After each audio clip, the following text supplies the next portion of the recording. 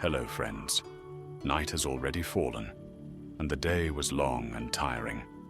And now, it is time to rest. As always, I will tell you a kind legend that once took place in our beloved Middle-earth. So, settle in comfortably, gently close your eyes, and let our journey begin.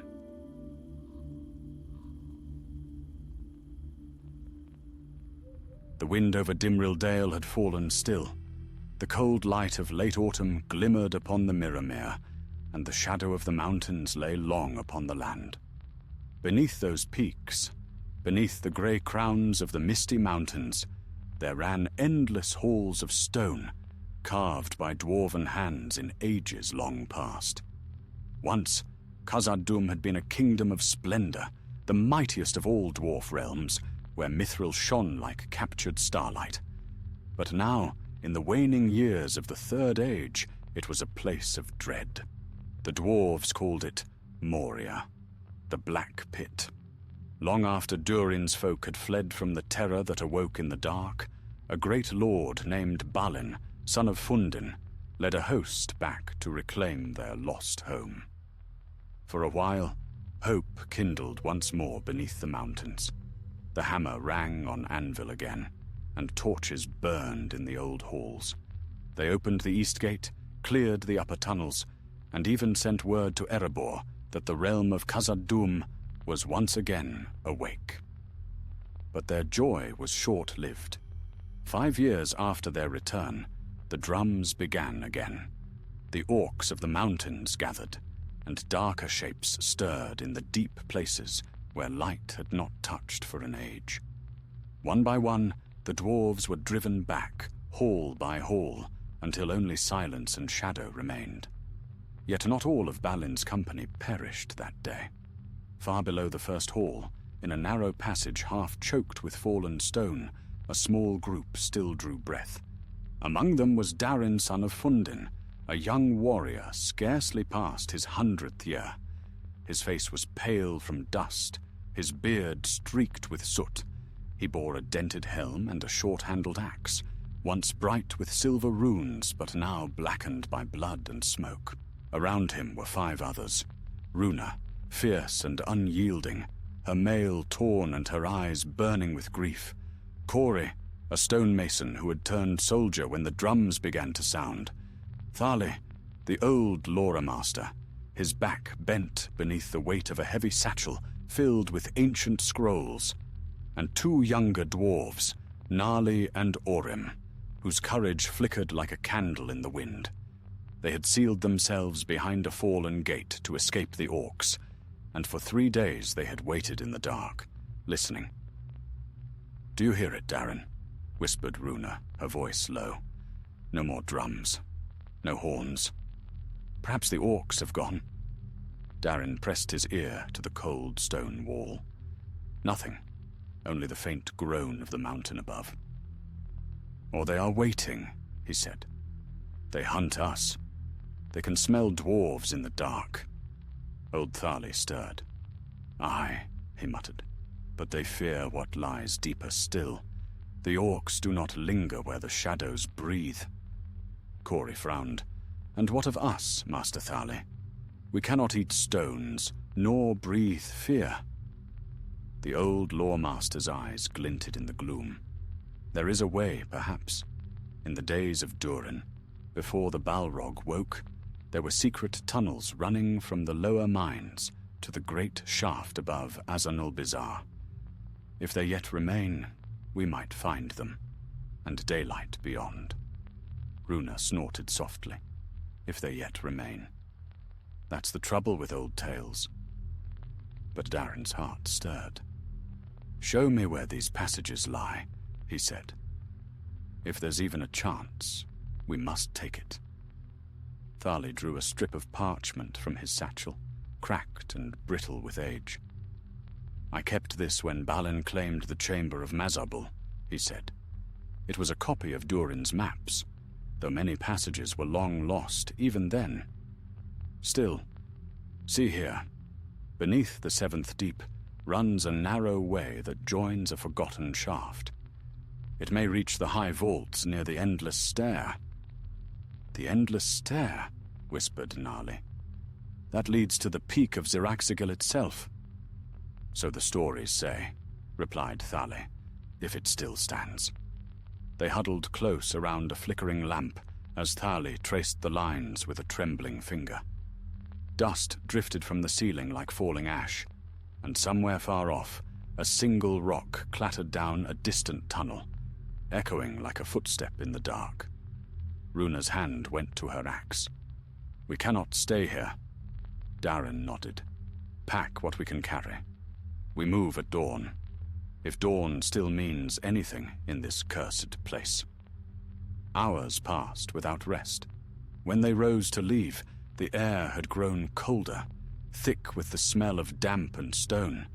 The faint light of their lamp cast long, shivering shadows on the walls as they moved. They stepped through the broken gate and into the old mining tunnels, passages carved in Durin's day, their ceilings so high that the light never reached them. They walked in silence, save for the steady rhythm of boots and the occasional whisper of falling dust. Once, they came upon a broken statue of a dwarf king, toppled and half buried in rubble. The name upon its base was worn away, but Darren paused and touched it gently. "Durin's line," he murmured. "May we not join them too soon." They pressed on.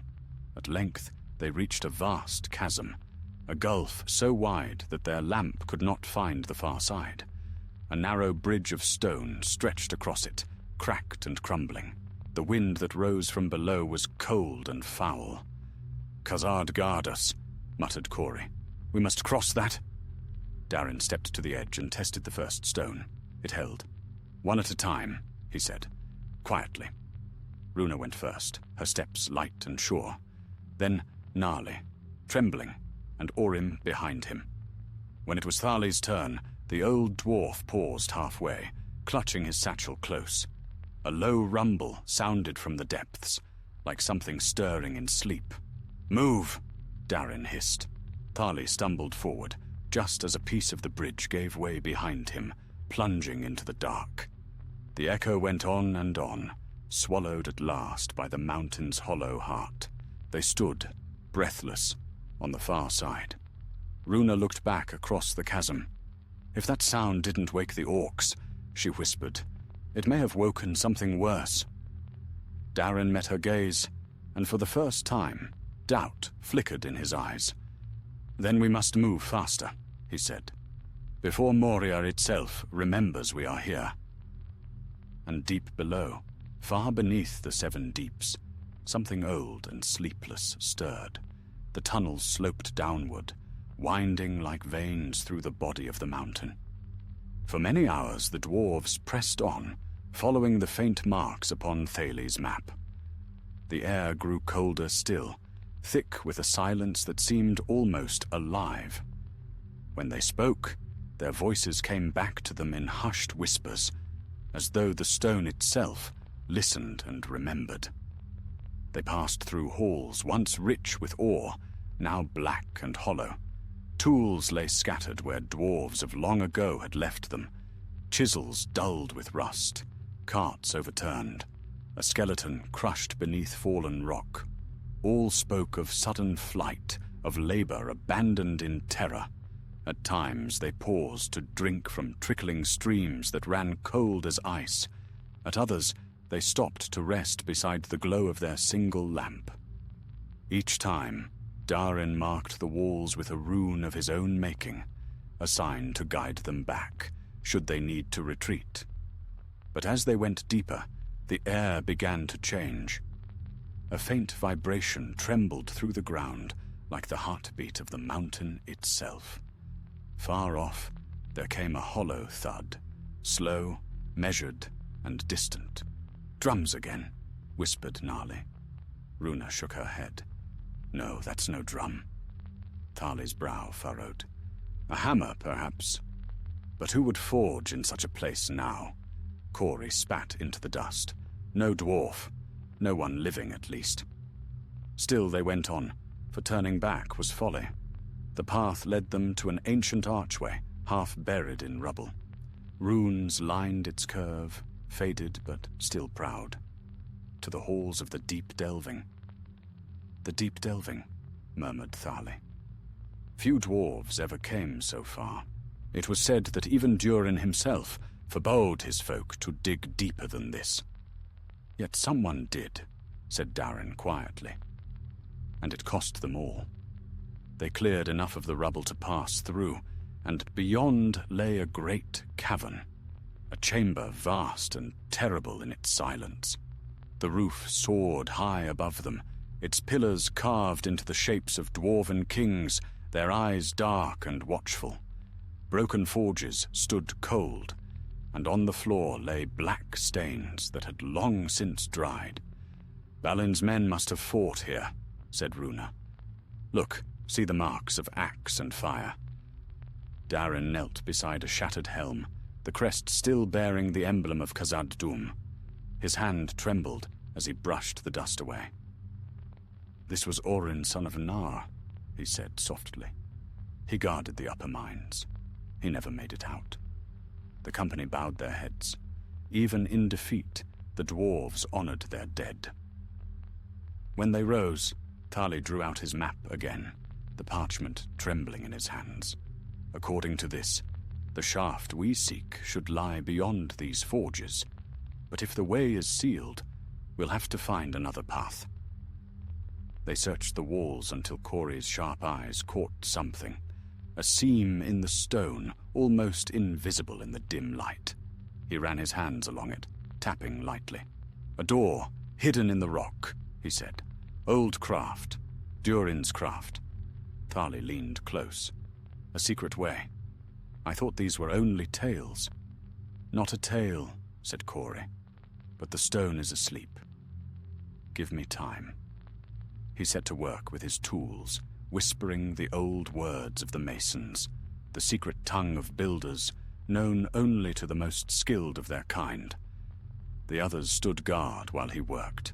At last, with a groan and a sigh, the wall split open. Dust fell in a shimmering veil, and a narrow stair was revealed, descending into darkness. Well done, said Darin, but where it leads, only Mahol knows. They stepped through, closing the stone behind them. The stair spiraled downward, tight and steep.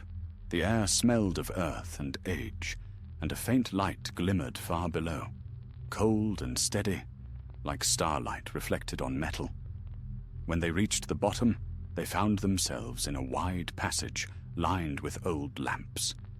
Yet these were not dark. They burned with a pale blue flame, fed by no oil nor wick.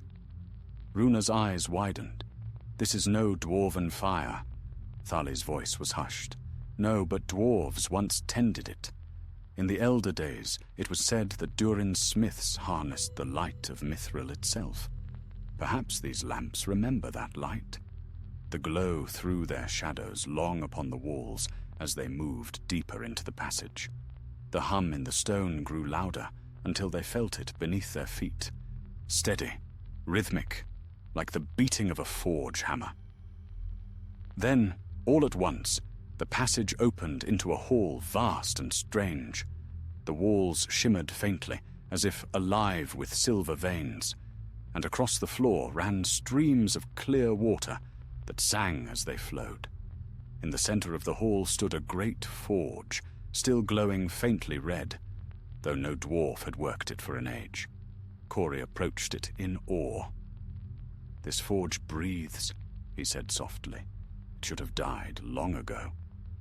As they gazed upon it, a sound rose from the shadows, low and deep, like the murmuring of earth. A figure stepped into the light. It was a dwarf, yet unlike any they had seen. His beard was white as salt, his skin pale from the long dark, and his eyes shone with a faint inner light, as though they reflected the silver fire of the lamps. He carried no weapon, only a staff of black iron tipped with crystal. "Strangers," he said, his voice slow and echoing, "you walk where none have trod for many lives of men. Tell me, Whose sons are you to come so far into the dark?" The company froze. "I am Darin, son of Fundin," said Darin at last. "We came with Balin to reclaim Moria. He has fallen, and we are all that remain." The old dwarf bowed his head. "Then you are kin indeed. I am Thrain the Keeper, of Durin's house. We are the children of the deep." "Children of the deep?" Tharli echoed. "We thought none lived here." "Many thought the same," said Thrain. "When the Balrog came, most fled or perished, but some of us hid in the roots of the mountain. We dug deeper, where even the shadow dared not follow. Here we have remained, waiting, watching, guarding what was left of Durin's craft." Runa stepped forward. "Guarding it from what?" The old dwarf's gaze hardened. "From the darkness that sleeps below the deepest roots. The orcs are nothing beside it. The Balrog was but its herald." A chill passed through the company, colder than the mountain air. Darin tightened his grip on his axe. Then the tales were true. There is something worse still beneath Moria. Thrain nodded. "Aye. And now it stirs again. You brought its scent with you, sons of the upper world. It knows you are here." He turned and gestured toward the glowing forge. "Come, there is time yet to speak, and perhaps to choose your fate. For the darkness is rising, and the halls of the deep shall not remain silent much longer." And as they followed him into the light of the ancient forge, the hum in the stone deepened, like the heartbeat of a giant awakening in its sleep. The fire of the ancient forge burned with a ghostly glow, casting the hall in shifting hues of blue and red. Sparks drifted like faint stars and vanished into the shadows above. The children of the deep stood in silent ranks, half a dozen dwarves who had lived unseen for generations. Their faces were pale, their eyes bright as polished steel, and their hands calloused from long years of secret labor. They gathered around Darin and his companions, studying them with the wary curiosity of creatures long hidden from the world. The eldest among them, Thrain the Keeper, stood at the head of the company, leaning upon his iron staff. "You have come far from the world of sun and wind," he said, his voice echoing low through the hall. "Few of Durin's blood would dare the deeps again after what befell your lord Balin." Darin bowed his head. "We came to honor him, and to seek a path to the light. Yet it seems our road runs only deeper." Thrain's eyes glimmered. "Deeper, yes, for that is where truth lies, buried beneath stone and sorrow." He turned toward the glowing forge. "This place you stand in is older than Khazad-dûm itself. Durin the Deathless built it when the world was young. Here he shaped the first blades that bore Mithril in their heart. When the Balrog came, we fled here and sealed the doors. The shadow could not cross this threshold." Runa looked about her in wonder. "How did you survive all these years?" "By the grace of Mahol," Thrain answered. "We found springs beneath the rock, and veins of ore still alive with fire. We forged when we could. We sang when we dared. The mountain itself gave what we needed, though it demanded much in return." Corey frowned. "What return?" Thrain's gaze fell heavy upon him.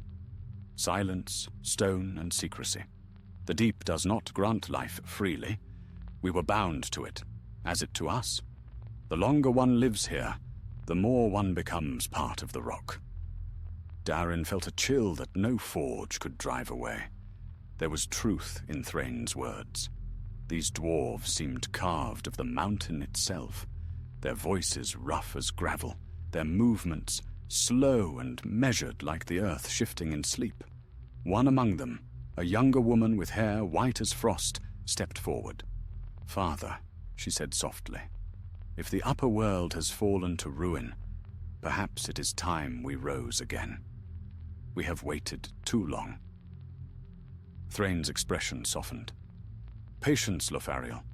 The world above is not yet ready. The shadow watches the gate still. The shadow? Asked Thali. Do you mean the Balrog? At this, a murmur passed among the children of the deep. Thrain's face grew grave. No, the Balrog was fire and wrath, mighty, but not cunning. What I speak of is older. It whispers in the dark. It feeds not on flame, but on memory. Memory? Runa said. You speak in riddles. Thrain turned his gaze upon her. Tell me, daughter of stone, have you not felt the mountain listening? The walls that breathe? The air thick with voices not your own? That is the deep remembering itself. Every step you take, it hears. Every word you speak, it learns. It is alive, though not as we are. For a moment, none spoke. The fire cracked softly. Thali clutched his satchel of scrolls as though to shield it. Then what hope have we? If even the stone listens, where can we go unseen? Thrain regarded him with sorrow. There is one way, a path old beyond reckoning. It leads to the upper mines and to the endless stare. But it lies through the heart of the deep, the place we do not name. The place you do not name, Darin repeated. Why not? Thrain's eyes darkened. Because names awaken things, and some things are better left sleeping. Despite his words, Darin felt a fire kindling within. Then we must wake it, he said. If we do nothing, the shadow will rise and claim all. Balin's people died trying to restore what was lost. I will not die hiding from it. Runa's eyes met his, fierce with the same resolve. Nor I. Thrain studied them both for a long time. Bold words from those who have not yet heard the voice of the deep. But courage has ever been the mark of Durin's line. Very well. You shall have your path. But the way is perilous, and none who walk it return unchanged. He turned and struck his staff upon the stone. The hall trembled, and from the far end, a wall of solid rock split open with a slow groan. Beyond lay a vast passage, cold and black, from which issued a faint wind, like a sigh from some ancient throat. This is the road of roots, Thrain said. It winds through the oldest caverns, where the first delvers struck their hammers when the world was young. We do not go there. The air itself remembers pain. Darin lifted his lamp, its flame small against the vast dark. Then it is the way we must take. The children of the deep watched in silence as the travelers prepared to leave. Before they set forth, Thrain placed his hand upon Darin's shoulder. Take this, he said, offering a small, rune-marked shard of silver. It is a fragment of Durin's mirror forge. Its light will not fade, even in the blackest night. When you reach the upper world, cast it into the sun. Then we will know you have escaped. Darin bowed deeply. You have my word, Keeper. We will not forget you. The company stepped into the dark passage, and the wall closed behind them with a thunderous sound, sealing them once more from the world they left. The air grew heavy as they descended. The walls glistened with damp stone, and strange veins of metal pulsed faintly like living things. The light from Darin's shard cast shifting reflections, revealing carvings along the walls, scenes of dwarves digging, forging, building, and falling. As they walked, they began to hear faint whispers, not words but sounds like sighs and murmurs carried through the rock. Gnarly shuddered. Do you hear that? Yes, said Thali quietly. The deep remembers. Then the whispers turned to faint voices, like a choir of echoes. They spoke in Kuzdul, fragmented, mournful phrases that none of them had ever heard before. Runa gripped her axe. They sound like prayers. Prayers of the dead, Cori said grimly.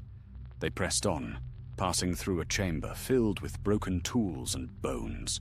Strange marks were scorched upon the floor, forming symbols none could read. A faint heat radiated from the stones, though no fire burned.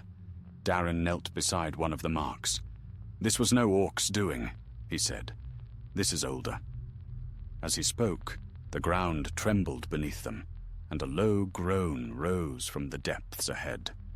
The whispering ceased, replaced by a distant, rhythmic sound, slow, heavy, and relentless. "Something moves below us," Runa breathed. Darren rose to his feet. "Then we must move faster." But as they began to climb the next rise, the light of the shard flickered, and for an instant the passage seemed to twist. The walls shifted like water, and from the darkness ahead a figure appeared. A dwarf clad in shattered armor, eyes hollow, beard scorched black. Darren froze. "Orin," he whispered. It was the very warrior whose helm he had found hours before. The figure raised its axe, its voice a hollow echo. "Why did you leave us, brother?" The company stumbled back. Tharli clutched at his runes, muttering ancient words of warding. "Do not answer," he warned. "It is not him. It is the mountain wearing his face." The apparition advanced another step, its eyes burning with pale fire. "The deep remembers," it hissed. "And it is hungry." Then the vision shattered, vanishing into dust. The silence that followed was worse than the noise. Darren steadied his breath. "No turning back," he said hoarsely. "We finish this. For Balin. For Durin's folk. For all who never came home." And with the echo of his words lingering like a vow in the darkness, they pressed onward into the heart of the deep, where even the stones whispered of doom. They walked for what felt like days through the endless dark. No measure of time endured beneath the mountain. There was only the slow echo of boots on stone, the rasp of breath, and the whisper of the deep. Their lamps had long burned low, but the silver shard Thrain had given them glimmered faintly, casting its pale light upon the walls. It was enough to see by, yet too dim to drive away the shadows. The road of roots twisted downward and upward again, a labyrinth older than Khazad-dûm itself. At times it broadened into great vaults, supported by pillars thick as towers. At others, it narrowed so that they passed single file, scraping their shoulders against the rock. Strange carvings covered the walls, runes whose meanings were lost to all but the most ancient tongues. Tharli paused often, tracing the symbols with his fingers. "These marks," he murmured, "are from before Durin's day. They speak of the shaping of the world, of stone being taught to bear the weight of heaven. This place was hallowed once." "Then it is cursed now," muttered Runa. Her words proved grimly true. The deeper they went, the more the air grew heavy. The wind that had once whispered through the tunnels died away, replaced by a stillness that pressed against the skin. Even their footsteps seemed muted, swallowed by the listening dark. Once, they came upon a great cavern filled with a strange, pale mist that clung to the ground like water. In the center of the cavern lay an immense shape, perhaps a statue, perhaps not. It was fashioned in the likeness of a dwarf, though twice the height of any living one, and its face was veiled by a helm of black stone. Across its chest ran a single crack that glowed faintly red, like the last coal of a dying fire. "What is it?" Gnarly whispered. Tharli's eyes gleamed with awe and dread. "A guardian, perhaps. A relic from the elder days. In the old songs, Durin was said to have wrought sentinels to guard the roots of the mountain. But such things were only legends." "Then let us hope it sleeps," said Darren. "We'll not wake it." They crossed the cavern in silence, careful not to disturb the mist. Yet as they passed the stone giant, Runa thought she saw its fingers twitch, only slightly, as though stirring from a dream. She said nothing, but her hand did not leave her axe until they were far beyond. The passage narrowed again, and the stone grew slick beneath their boots. A faint sound rose from below, dripping water, steady and slow. The smell of iron filled the air. "Water ahead," said Corey, "or something like it." They emerged at the edge of a black pool. It stretched far into the dark, reflecting the faint silver light in trembling ripples. A narrow bridge of stone crossed it, no wider than a man's stride. "Durin's bridgework," Tharli said. "It's held for ages." "Let's hope it holds a little longer," replied Runa grimly. They crossed in single file. Halfway over, Gnarly stumbled. A stone shifted beneath his boot, and a small pebble fell, striking the water below. The sound was sharper than it should have been. It echoed again and again, as though something beneath the surface were answering. Then came the bubbles, first small, then larger. The water rippled, and a low hiss rose from the depths. "Run!" Darren barked. They raced across the bridge just as the water erupted behind them. A vast shape surged upward, black and glistening, its body coiling like a serpent's, its eyes burning like molten gold. Tentacles lashed through the air, shattering the bridge where they had stood moments before. Runa spun, hurling her axe. It struck one of the creature's limbs, cleaving it in half, but another rose to replace it, slick and terrible. "Keep moving!" Darren shouted. "To the far side!" They ran for the tunnel beyond, the ground trembling beneath them. The monster bellowed, a sound like 1,000 stones grinding together, and its shattered limb fell into the pool with a hiss. Steam rose in thick clouds. Just as they reached the passage mouth, one final tentacle struck the wall beside them. The shock threw them to the ground, and the silver shard slipped from Darren's grasp. It rolled toward the water's edge, its light flickering. "No!" Darren lunged, catching it just as another limb struck where it had been. The blow sent him sprawling, his shoulder crushed against the stone. Runa hauled him upright. "You're bleeding." "I've worse from mining," he grunted, clutching the shard. "Move!" They fled into the next passage. Behind them, the creature thrashed and roared, but the tunnel was too narrow for it to follow. At last the noise faded, swallowed by the distance. They collapsed in a hollow, gasping for breath. The air here was warmer, heavy with the scent of earth and metal. Faint light pulsed along the walls again, the veins of silver alive with a dull glow. "What in Mahal's name was that thing?" Orim panted. Tharli's voice was heavy. "A servant of the deep. The old songs speak of watchers in the water, born when the world was still molten. I had thought them myth." "Then what else lies ahead?" Runa asked. Tharli did not answer. Darren pushed himself upright, ignoring the pain in his shoulder. "We go on," he said.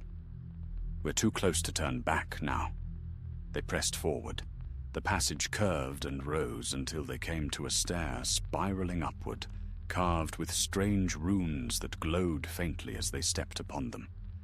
The air grew clearer here, touched by a faint current that smelled almost of the surface, cold and clean.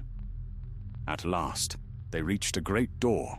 It was wrought of mithril and steel, half buried in stone, its surface engraved with a hammer and anvil encircled by runes of light. Yet the door was sealed, its edges fused as if by fire. "The way to the upper mines," said Tharli, awe in his voice. "We've found it." Corey ran his hands along the seam. "It's fused tight. We'll never move it by force." "There must be a way," Darren said. "Doors like this don't close without purpose." Tharli studied the runes, his lips moving as he murmured the old words. "These are words of binding. They were made to seal the passage forever, perhaps to hold something in." As he spoke, the silver shard began to glow brighter. The light spread along the runes of the door, tracing them like fire racing through veins. Slowly, the air filled with the sound of low chanting. distant voices singing in Kuzdul. "Step back," Thali warned. "It remembers the old oaths." The door shuddered. Dust fell from the ceiling, and a deep crack split the center. Light poured through it, cold and white. Then came a voice, not of any dwarf, nor of any living thing. It spoke from the door itself, deep and resonant. "Durin's kin may pass, but the debt remains." The door opened. Beyond it lay a vast stairway ascending into shadow. Darin turned to his company. "This is it," he said, "the path to the upper halls.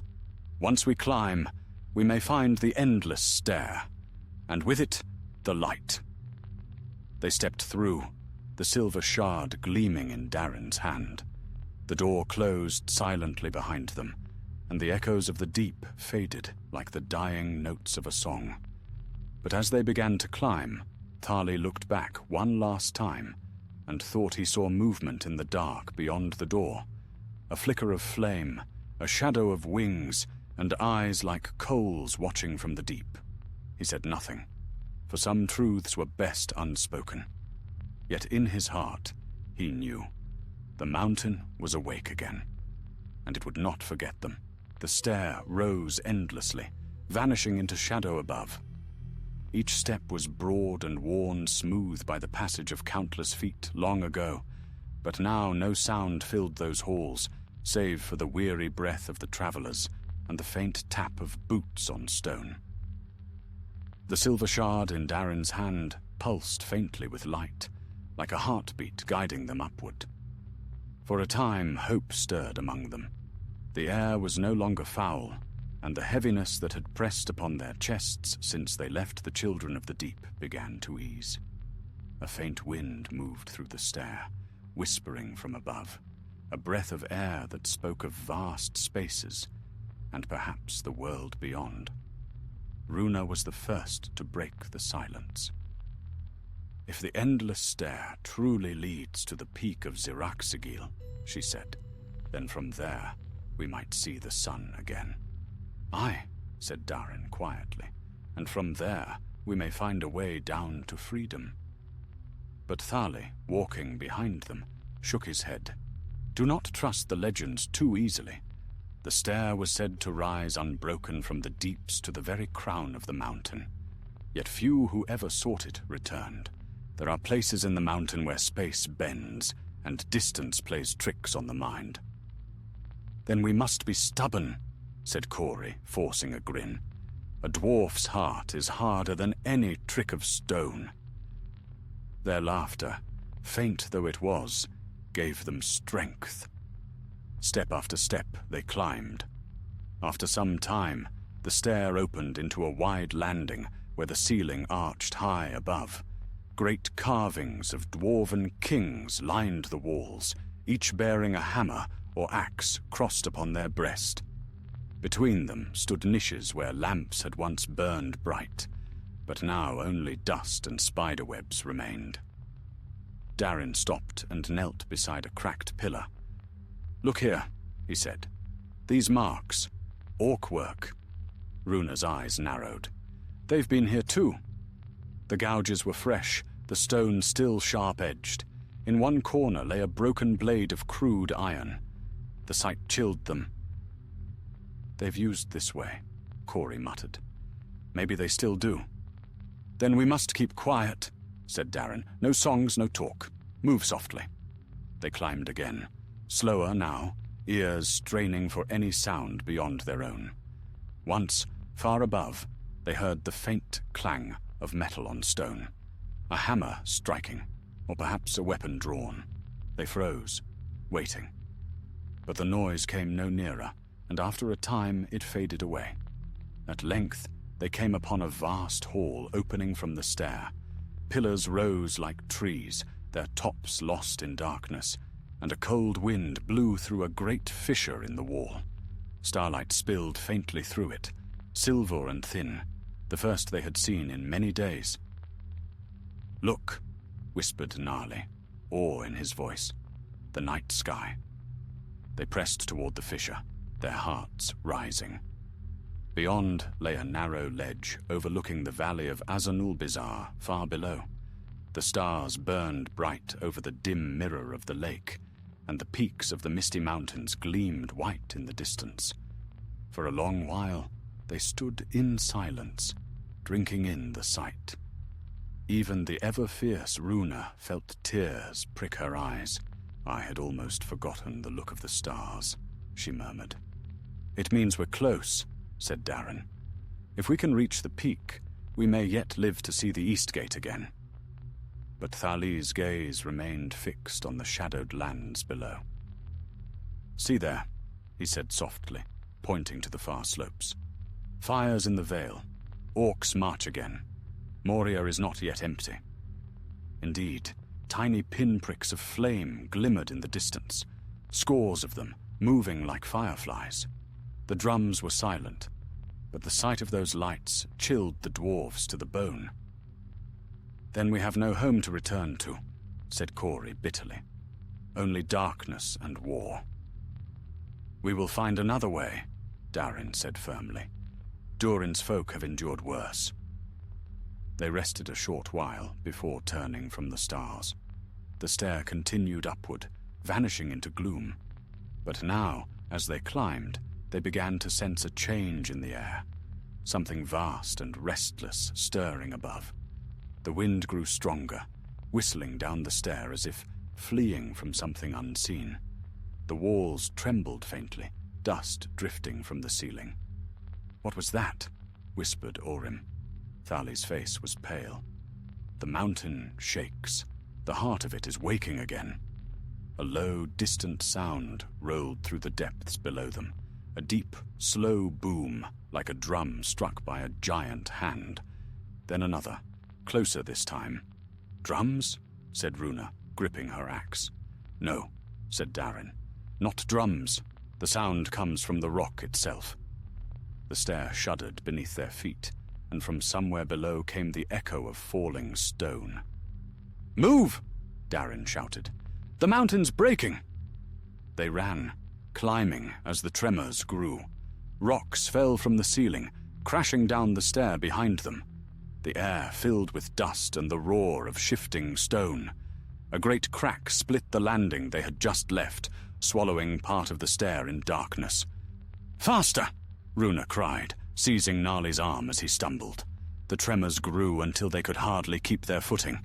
Then, as suddenly as it began, the shaking stopped.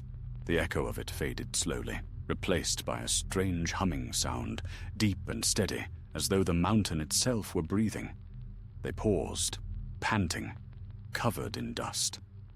The stair behind them was half destroyed, the way back gone. Ahead, the passage bent sharply and rose toward a faint light. "That must be the summit," Darren gasped. "Come."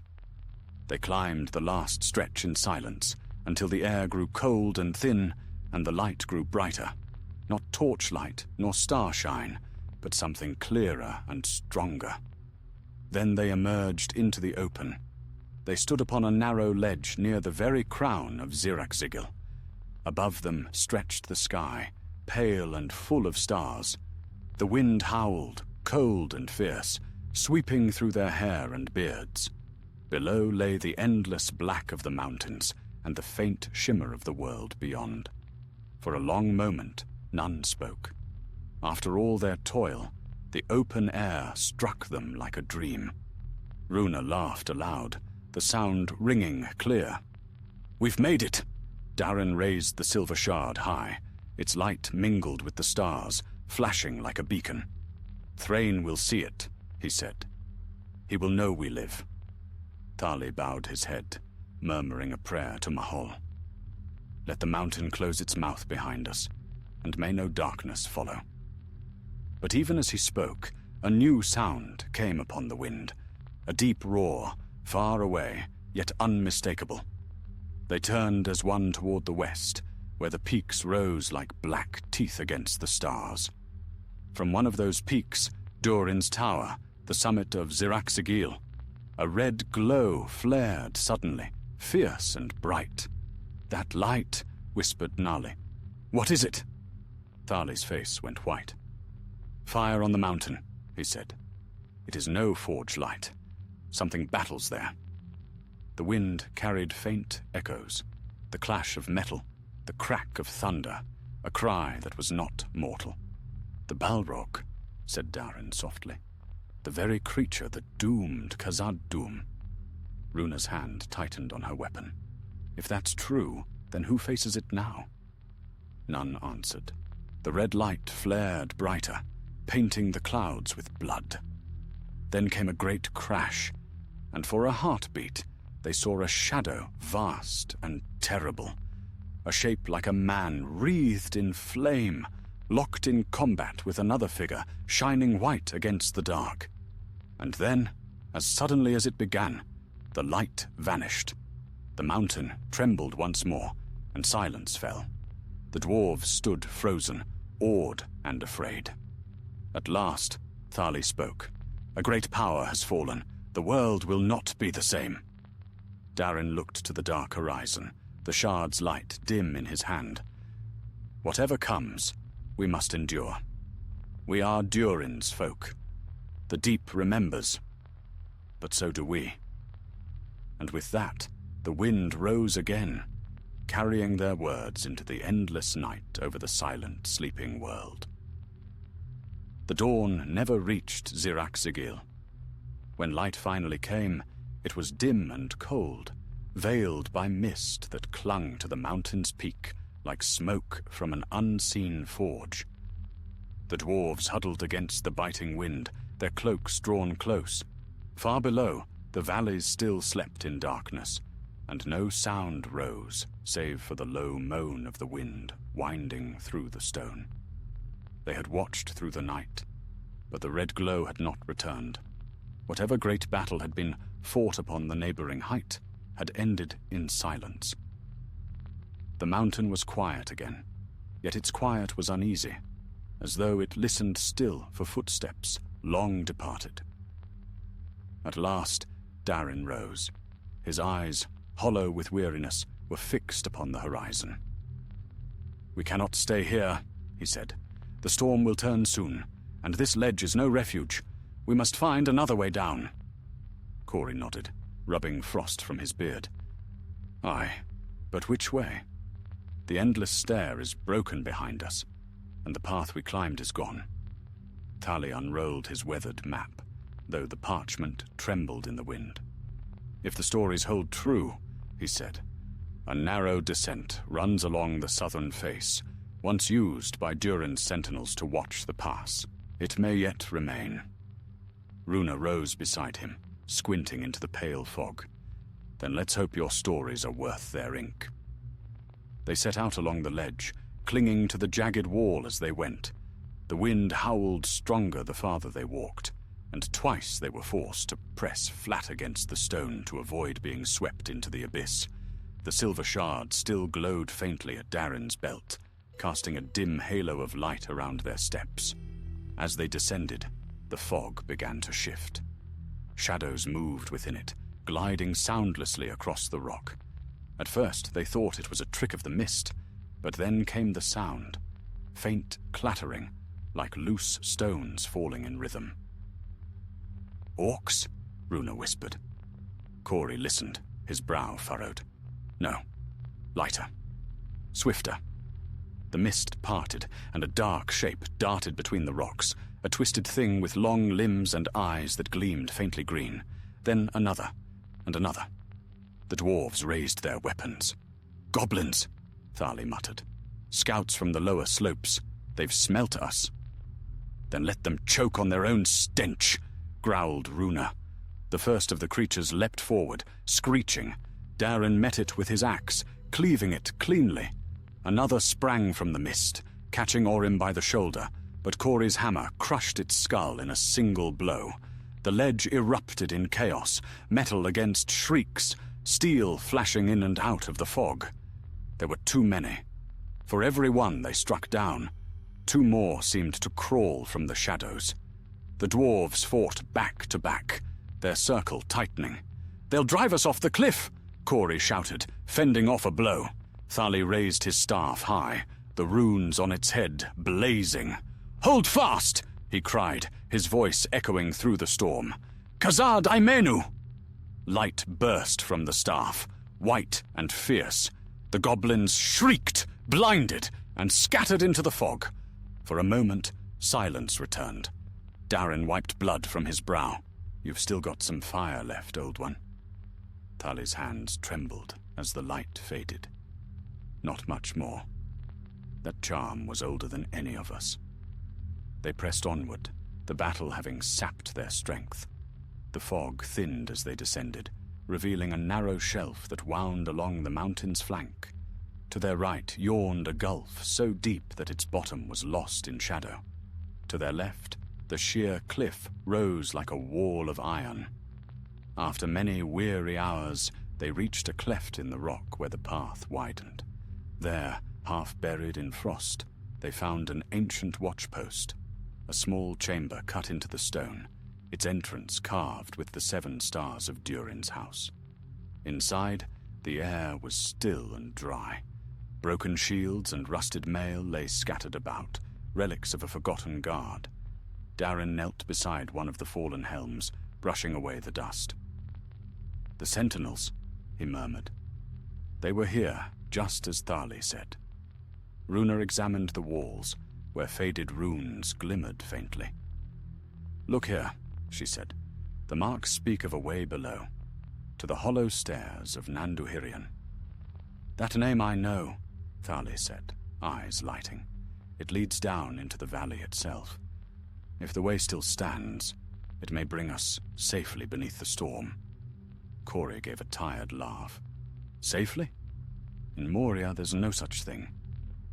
Yet hope stirred again. They rested a short while, tending wounds and sharing what little food remained. Outside the wind eased, and faint sunlight filtered through the mist. When they were ready, they began the descent once more. The hollow stairs wound steeply downward, cut directly into the living rock. Each step was slick with frost, and the air grew warmer as they went, heavy with the scent of earth and old decay. Then, from far below, came the echo of a horn, deep and mournful. They froze. "That's no goblin horn," whispered Runa. "It's too deep." Thali's face went pale. "No, it's older, far older." Another horn answered, distant but clear, and the sound rolled through the mountain like thunder. "Something marches," said Darren grimly. "We must find shelter." They quickened their pace, descending until the stairs ended in a vast cavern. There, the roof opened to the dim grey light above, and before them stretched a great field of broken stone, the ruins of an ancient fortress built into the mountainside. "The watchhold of Nanduhirion," Thali breathed. "I thought it long buried." The walls had crumbled, but the forges and towers still stood like the bones of giants. Scattered among them were shapes, statues toppled, gates broken, and here and there the rusted remnants of long-dead warriors. They crossed the outer yard in silence. Every sound seemed magnified in that dead place, every echo a warning. When they reached the great gatehouse, Darren stopped short. Upon the wall, half hidden by ivy, was a mark carved deep into the stone, the rune of Durin's crown above 2 crossed axes. "Look," he said. "A sign of the old kings. This place was held to the last." Thali nodded. "Aye. The final stand before the flight from Moria. Few dwarves ever came this way again." They entered the gatehouse. Inside, the air was thick with dust, but upon the far wall gleamed something unexpected, a faint glimmer of silver. Runa approached and brushed away the grime. A great mirror was set into the stone, its surface tarnished but unbroken. When Darren lifted the silver shard near it, the glass flared with light, and an image flickered within. They saw themselves, not as they were, but as shadows of light and flame, small beneath the vastness of the mountain. Then the image changed. A host of dwarves stood within Moria, their forges blazing, Balin himself upon a throne of mithril. Then came darkness, fire, and the shadow of wings. The light faded, and the mirror went still. "What was that?" Nali whispered. Thali's voice was low. "The memory of the deep. The stone remembers its masters. It shows what once was, and perhaps what yet may be." Darin turned away, his jaw set. "Then let it remember our passage too. We will not be forgotten." As he spoke, the faint echo of horns sounded again, closer now, joined by the rumble of drums. The stones trembled beneath their feet. Runa drew her axe. "Whatever marches is near." "Then we stand together," Darin said, lifting his weapon. "Durin's sons do not flee twice." They took their places at the broken gate, the last light of the shard gleaming on their steel. In the distance, across the ruined field, figures moved in the fog, tall, dark, and countless. And as the first horn blew, deep and dreadful, the dwarves of Moria prepared to make their final stand beneath the shadow of the sleeping mountain. The horn sounded again, echoing through the ruins like the voices of ghosts.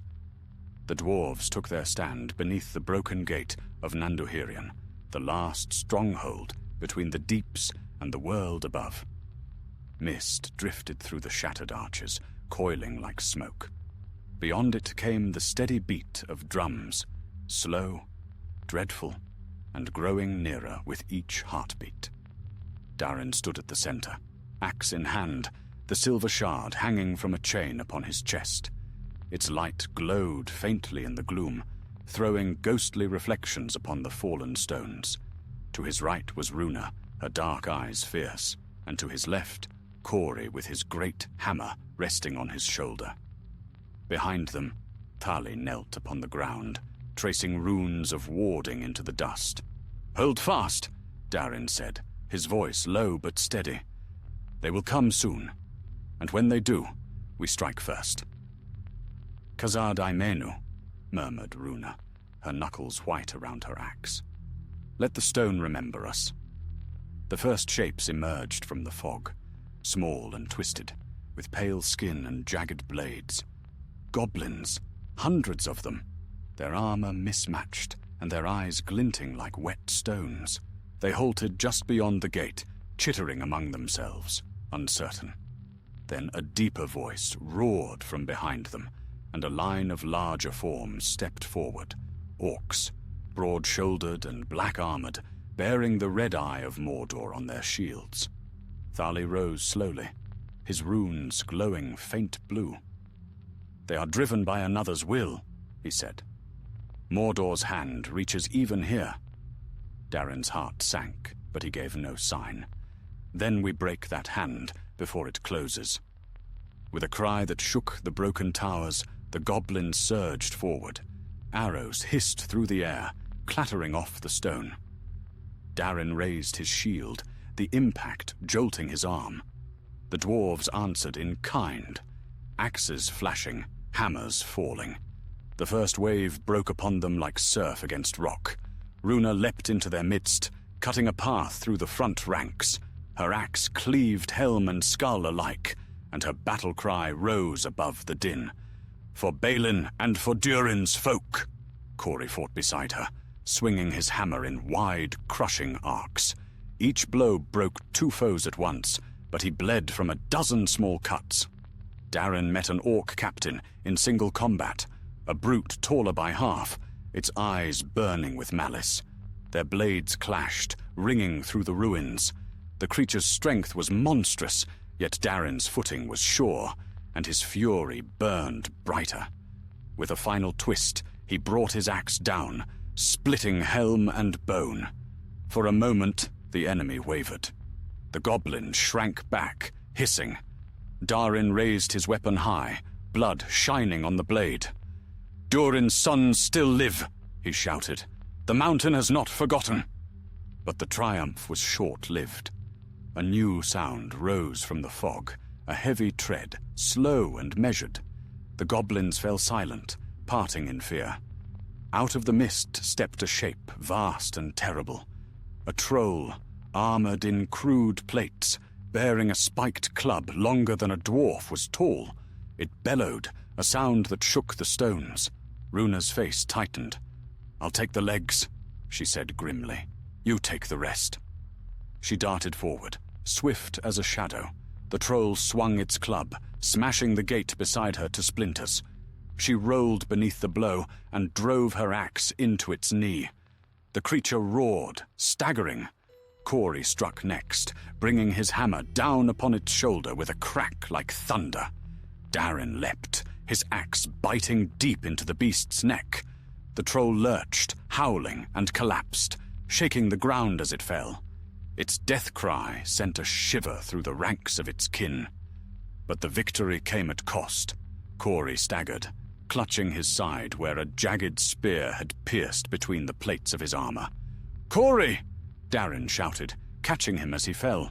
The stonemason smiled weakly, blood on his lips. "A fair trade, I think," he said. "One troll for one dwarf. Tell the stone I did my part." Runa knelt beside him, pressing a hand to the wound. "Hold on," she said. "We'll carry you down. You'll see the sun again." But Corey's eyes had already gone still. The drums thundered louder. More shadows filled the fog. Dozens, perhaps hundreds. Thali's voice rose suddenly, sharp and commanding. "Fall back to the inner yard." They dragged Corey's body with them, retreating through the broken gate as arrows hissed past. Inside, Thali flung a pouch of dust upon the ground and spoke a word in the old tongue. The air shimmered, and a wall of pale fire flared across the entrance. Goblins that touched it screamed, their flesh seared by unseen flame. The reprieve was brief. The orcs regrouped, their captains driving them forward again. The wall of light trembled. "Can you hold it?" Darren asked. Thali's face was grey with strain. "Not for long. The runes are old, and my strength is not what it was. Then we buy what time we can." Darren turned to the others. "Runa, Nali, Orim, hold the side passage. Thali and I will guard the gate." They obeyed without question. The battle raged anew, steel flashing in the dim light. The dwarves fought like the stones themselves, unyielding, tireless. Yet for every foe that fell, another came to take its place. Then, amid the chaos, Darren felt the silver shard grow hot against his chest. Its light blazed suddenly, bright enough to blind. The goblins shrieked and stumbled back. Thali looked up in awe. "It answers the forge of the deep," he whispered. "Thrain's fire burns still." Darren seized the shard and held it high. Its light swelled, flooding the courtyard with radiance. The shadows recoiled, and the air rang with a deep, resonant tone, a sound like the hammer of Durin striking the first anvil. The enemy faltered, their cries turning to confusion. The light grew stronger, burning through the mist until the ruins gleamed as if the sun itself had risen beneath the mountain. When the brightness faded at last, the goblins were gone, fled into the dark. The dwarves stood alone among the wreckage, the silence broken only by their ragged breaths. Runa leaned on her axe, her armor torn and blackened. "What was that?" Thali's voice was soft. Durin's blessing, perhaps, or the deep itself remembering its true masters. They gathered around Corey's body. Darren laid the silver shard upon his breast, the light flickering gently. "Rest well, brother," he said. "Your name will be carved in the mountain's heart." Then he turned to the others. "We cannot stay. The orcs will return with greater numbers, and we are few. We must descend into the vale before the night comes again." They left Nanduhirion behind them, climbing down through the broken cliffs as the mist began to clear. Far to the east, a pale dawn touched the peaks, and for the first time in many days, the dwarves of Moria saw the light of morning. Yet even as the sun rose, Darren looked back toward the dark mouth of the mountain. Smoke drifted faintly from its heights. and deep within, he thought he heard again the distant echo of drums. "Moria still remembers," he murmured, "and one day we will return." Beside him, Runa nodded. "Aye, the children of the deep are not yet finished." And with that vow, unspoken, yet clear in their hearts, they turned eastward toward the long road home, while the mountains watched in solemn silence. The sun climbed slowly over the eastern peaks, its pale light spilling across the desolate stones. The storm had broken at last, and the mountain air was sharp with cold and silence. The dwarves moved carefully down the winding cliffs, their boots scraping against the rock, their limbs heavy from battle and loss. Darin led them, his axe slung across his back, and the silver shard bound once more to his breast. Runa followed close behind, her steps firm though her eyes were rimmed with weariness. Thali came last, leaning upon his staff, his breath thin in the high air. Of the 6 who had entered Moria's black heart, only 4 now remained. They descended through ravines veiled in mist, where water trickled in hidden channels and frost glimmered upon the stones. From time to time they heard distant cries, the call of crows or the clatter of loose rock. But otherwise the mountain lay still. By midday they reached the lower slopes, where the stone gave way to a wilderness of broken scree. Far below stretched the valley of Azanul-Bizar, the Dimril Dale of old. The Mirrormere lay like a dark gem at its heart, still and shining beneath the pale sky. They halted at the edge of a precipice overlooking the valley. For a long while, none spoke. "It was here," Thali said softly, "that Durin first looked into the lake and saw his crown of stars. And here, long after, the blood of our kin stained the snow red." Runa gazed down at the distant water. "And now it waits for us again. Strange that so fair a place should see such sorrow." "Aye," said Darin, "but perhaps also remembrance. The mountain has taken much from us, yet it cannot claim all, not while we still breathe." They made their way down the final descent by a hidden goat path, rough but sure. As they neared the valley floor, the wind softened, and the smell of pine and water reached them for the first time in many days. Birds wheeled above the lake, their cries faint and sweet. For a moment, it seemed peace might truly be found. But then Thali stopped. He turned, listening. "Do you hear that?" Faint upon the air came a low, distant rumble, like the echo of thunder rolling through the mountain roots. Runa's hand went to her axe. "Drums again?" "No," said Thali. "This is deeper. The deep itself groans." They quickened their pace. The ground trembled underfoot, and a thin plume of smoke began to rise from the high crags of Moria. Stones rattled down the slopes, and far above, a single peak split with a sound like a great bell cracking. "Something stirs within," Darin said grimly.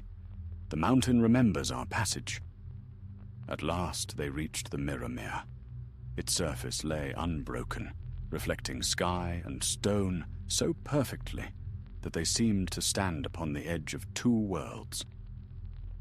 Darin stepped to the water's rim and knelt. For the first time in many days, he saw his own face clearly, and behind it, the shadow of Durin's crown shimmering faintly in the reflection. He bowed his head. "We are still here, father of our folk," he murmured. "Your children endure." Thali joined him, resting one hand upon his shoulder. "And we shall return one day, when the shadow is gone and the halls are ours again." A faint light glimmered from the depths of the lake, soft and silver, like the memory of starlight. The dwarves watched in silence as it shimmered once, then faded. Then came the sound of wings.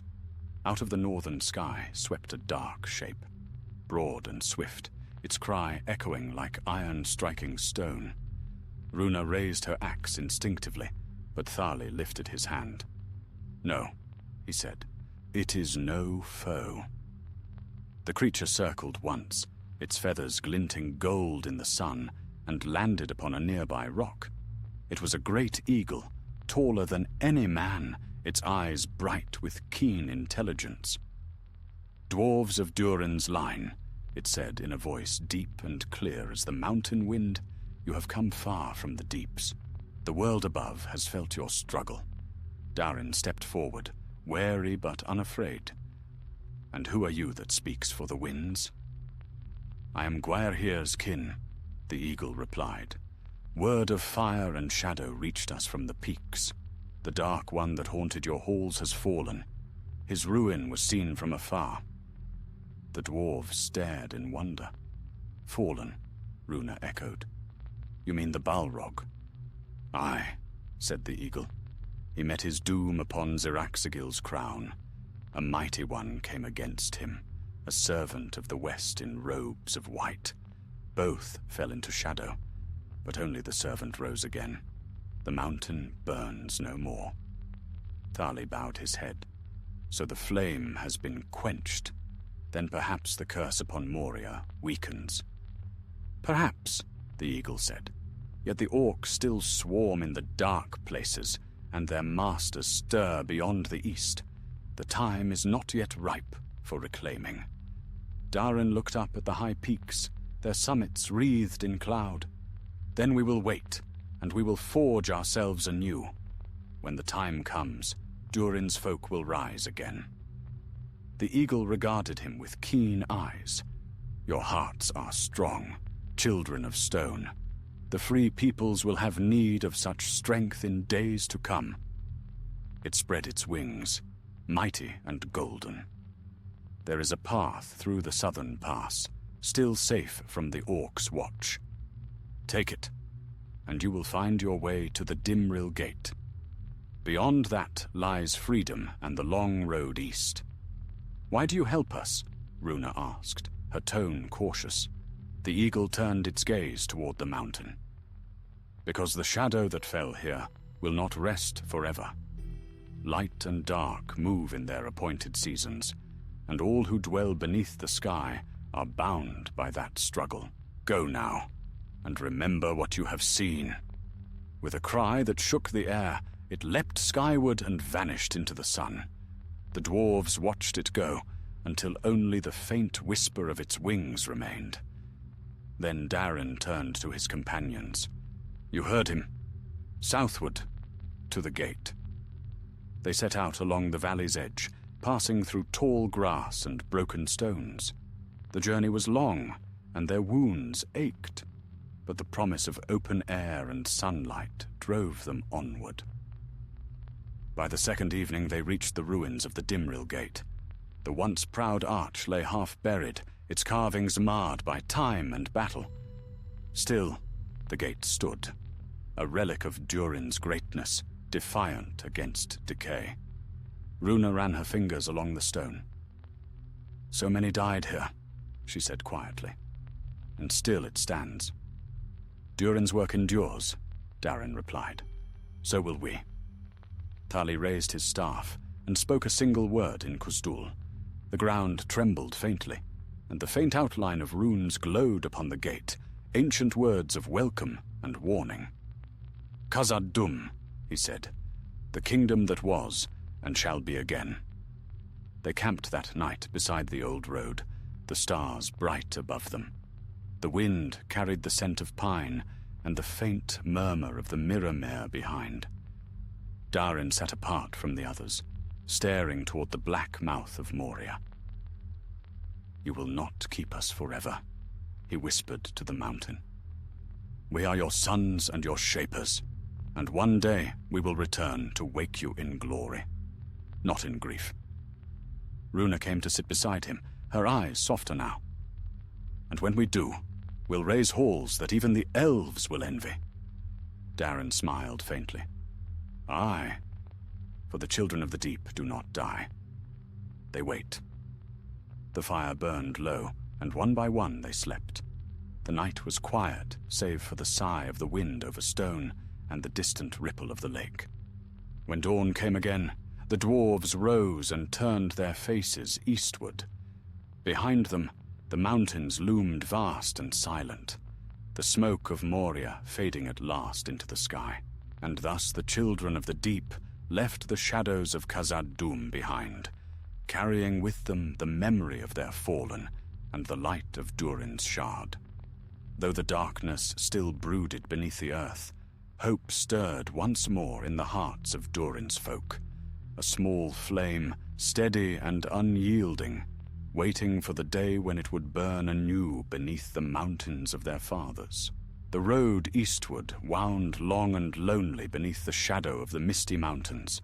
For days the dwarves journeyed, following the ancient path that once linked Khazad-dûm with the wide lands beyond. The wind came down cold from the peaks, carrying the scent of snow and stone, yet the air felt clean after the choking darkness of Moria.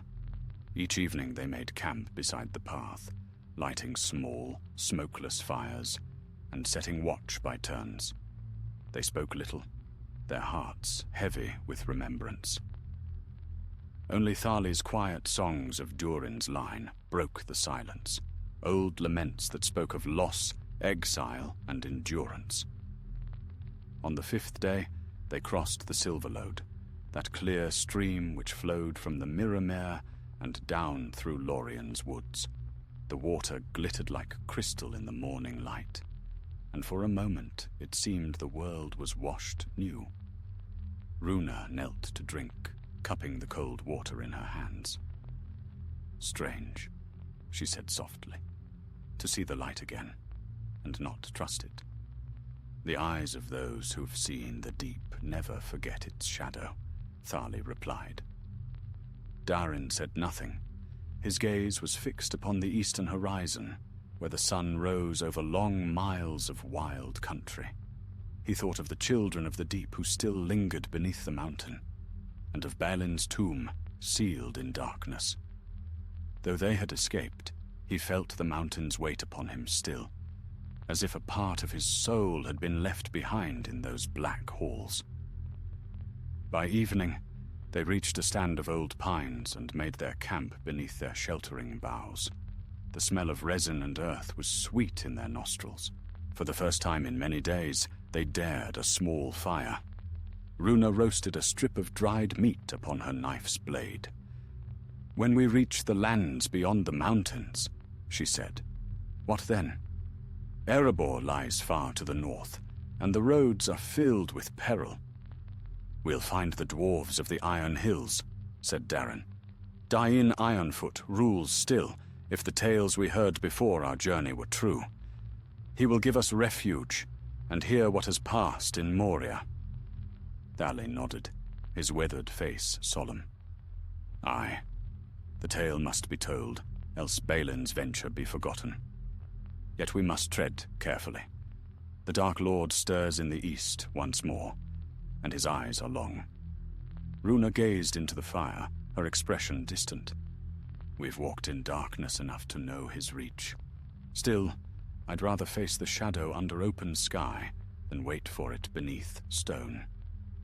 They passed that night in uneasy rest.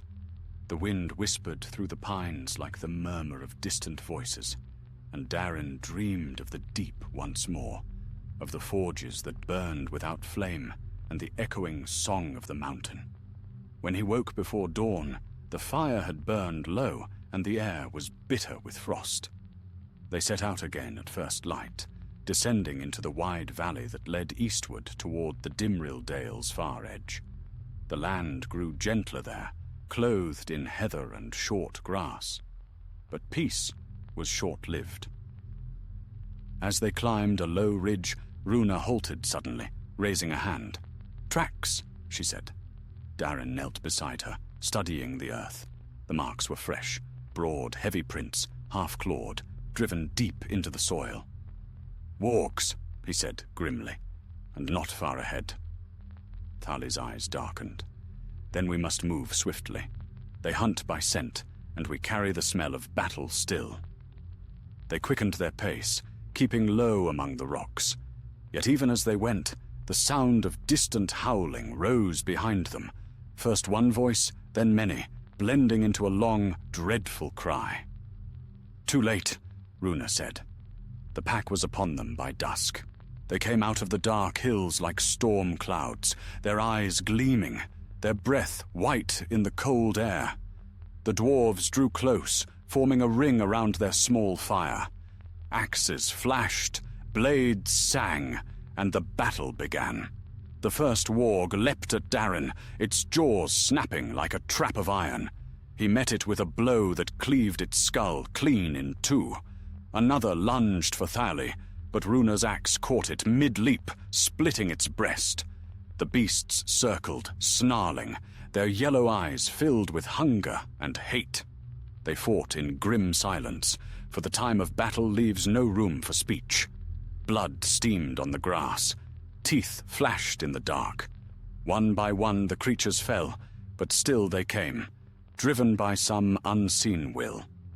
Then, from the ridge above, a darker shape appeared.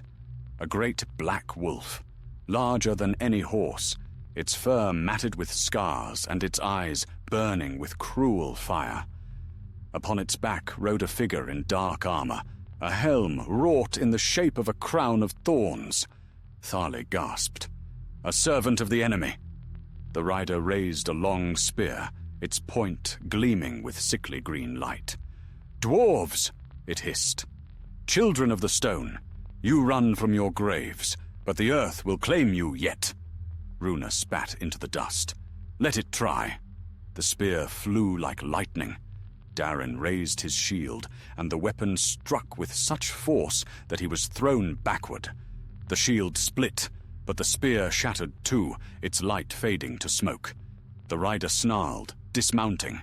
His sword came forth, a cruel blade, black as night. Darin rose, gripping his axe, and the two met in a crash that sent sparks flying. The sound rang across the hills like thunder. Around them, the wargs faltered. Thali lifted his staff, speaking words older than the mountains themselves. Blue fire leapt from the ground, searing the beasts that dared approach. The duel raged fierce and long. The rider's strength was monstrous, but Darin's will was iron. At last, the dwarf drove his foe back, striking a blow that clove armor and bone. The dark helm fell, and within it was no face, only a swirl of shadow and ash. With a final roar, the black wolf turned and fled, its pack scattering after it into the night. The wind carried their howls away, until only silence remained. Runa wiped her axe clean, breathing hard. What manner of creature was that? Thali sank to one knee, exhausted. A shadow servant, a wraith bound to the will of the East. If such as these walk the wild again, the world darkens indeed. Darin stared at the empty helm where it had fallen, its metal cold and lifeless. Then let this be our warning. Moria's evil was not buried. It has found new masters. They buried the dead wargs beneath a cairn of stones, and took what rest they could. When dawn broke, they rose again, and turned northward, for the road east was no longer safe. For many days they journeyed, skirting the foothills where the snows began. The land grew emptier, the silence deeper, as though the world itself waited for what was to come. At last, they saw in the far distance the dim glimmer of a river winding through the plains, the Anduin, the great river of Wilderland. Beyond it, faint and far, rose the shadow of another mountain range, the lonely mountain of Erebor, where the last kingdom of Durin's line endured. "There lies our hope," said Thali, his eyes bright despite his weariness. Darin nodded. "Aye, but between us and that mountain lies the long road, and many perils still." Runa hefted her axe, her face hard as steel. "Then we'll meet them as we have all others, with fire and fury." So they set forth again, the rising sun at their backs, their hearts bound by oath and memory. The road stretched before them, wild, perilous, and uncertain. But for the first time since the fall of Balin's company, they walked beneath the open sky, free men of stone beneath the light of the world. And though the shadow of Moria lingered behind them, the song of Durin's folk began anew, low and steady, like the echo of hammers striking deep within the heart of the earth. For many days they followed the long road northward, keeping the great river always to their right hand. The land between the mountains and the Anduin was wild and broken, stretches of heather and stone, low woods, and ancient ruins that whispered of forgotten wars. The world seemed empty, yet the silence was uneasy, as if unseen eyes watched from the hills. The small company of dwarves pressed on with grim resolve. They had endured the darkness of Moria and the wrath of the mountain. They would not falter now, though the path was long and their number few. Darin led them, his stride unbroken, though the weariness of many leagues lay upon him. Runa followed close behind, her sharp eyes ever scanning the horizon. Thale, slower of step, leaned on his staff, and Nali and Orim guarded the rear, their axes ready. One evening, as they camped beside a tumble of old stone, Tali spread a parchment upon his knees, its edges frayed and yellow with age. "This was once the North Road," he said, tracing faint lines with his finger. "In the elder days it ran from Moria to the Iron Hills, passing through Dale before the dragon came. Much of it has crumbled now, but if we keep the river in sight, it shall guide us." Runa stirred the fire with a stick. "The river runs all the way to the sea, they say. I would rather not follow it so far." "Nor shall we," Thali replied. "Erebor lies north and east, beyond the greenwood. The way is perilous, yet it is the only road left to us."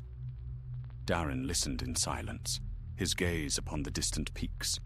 The memory of the black halls still haunted him, the echo of drums, the glimmer of fire, and the faces of those who would not see the sun again. But he held his peace, for the weight of leadership left little room for grief. When dawn came, they broke camp and set out once more. The land grew rougher, the wind sharper. Great flocks of carrion birds wheeled overhead, their cries thin and cruel. At times they found the carcasses of beasts, half-eaten and left to rot. "The shadows work," Runa muttered, gripping her axe tighter. Indeed, there were signs that the servants of the enemy had passed that way. Prints of iron-shod boots, the remains of campfires burned with foul oil, and crude marks scratched into the stones. "They march west," said Darin, "toward the mountain passes." Tali's brow furrowed. "Mordor's hand grows long. Even the north is not safe." That night they built no fire, fearing to draw attention. The stars shone cold above them, and the wind carried faint howls from the east. They took turns keeping watch, their weapons close. Toward midnight, as Runa kept the first watch, she heard a sound beyond the ridge, a faint clink of metal, then the murmur of voices. She crept forward and peered through the gloom. Below, in a hollow between the hills, burned a small, guttering fire. Around it sat a band of men, rough and travel-worn, their armor dented, their faces lean. When Darin joined her, she whispered, "Men of the wild, perhaps, or outlaws. Or worse," he said quietly. "We'll see soon enough." They approached cautiously, stepping from shadow to shadow until they stood at the edge of the camp. The men rose swiftly, hands to their weapons, but the tallest among them raised a hand. "Hold," he said. "You're no orcs, dwarves by your height and beards." "Aye," said Darin. "And you are no friends of the dark, I hope." The man laughed softly. "That depends on which dark you mean. We are travelers, like yourselves, fleeing the east. Orcs have raided every village from the river running to the edge of the greenwood. You'll find little welcome there."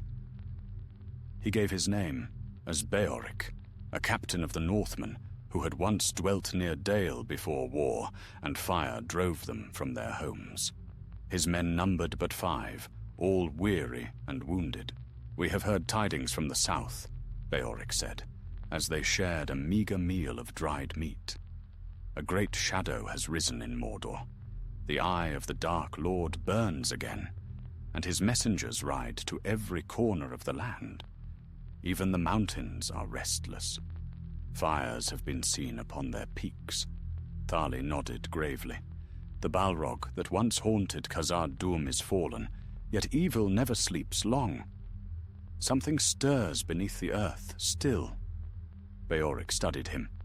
"You speak as one who's seen it." "We have," Darin said simply. A silence followed. The men looked uneasily at one another. At last, Beoric said, "Then you know what hunts us. Orcs, wolves, and worse. Creatures with eyes like coals and voices like smoke. They prowl by night. We cannot linger here." "Nor can we," said Darin. "Join us if you will.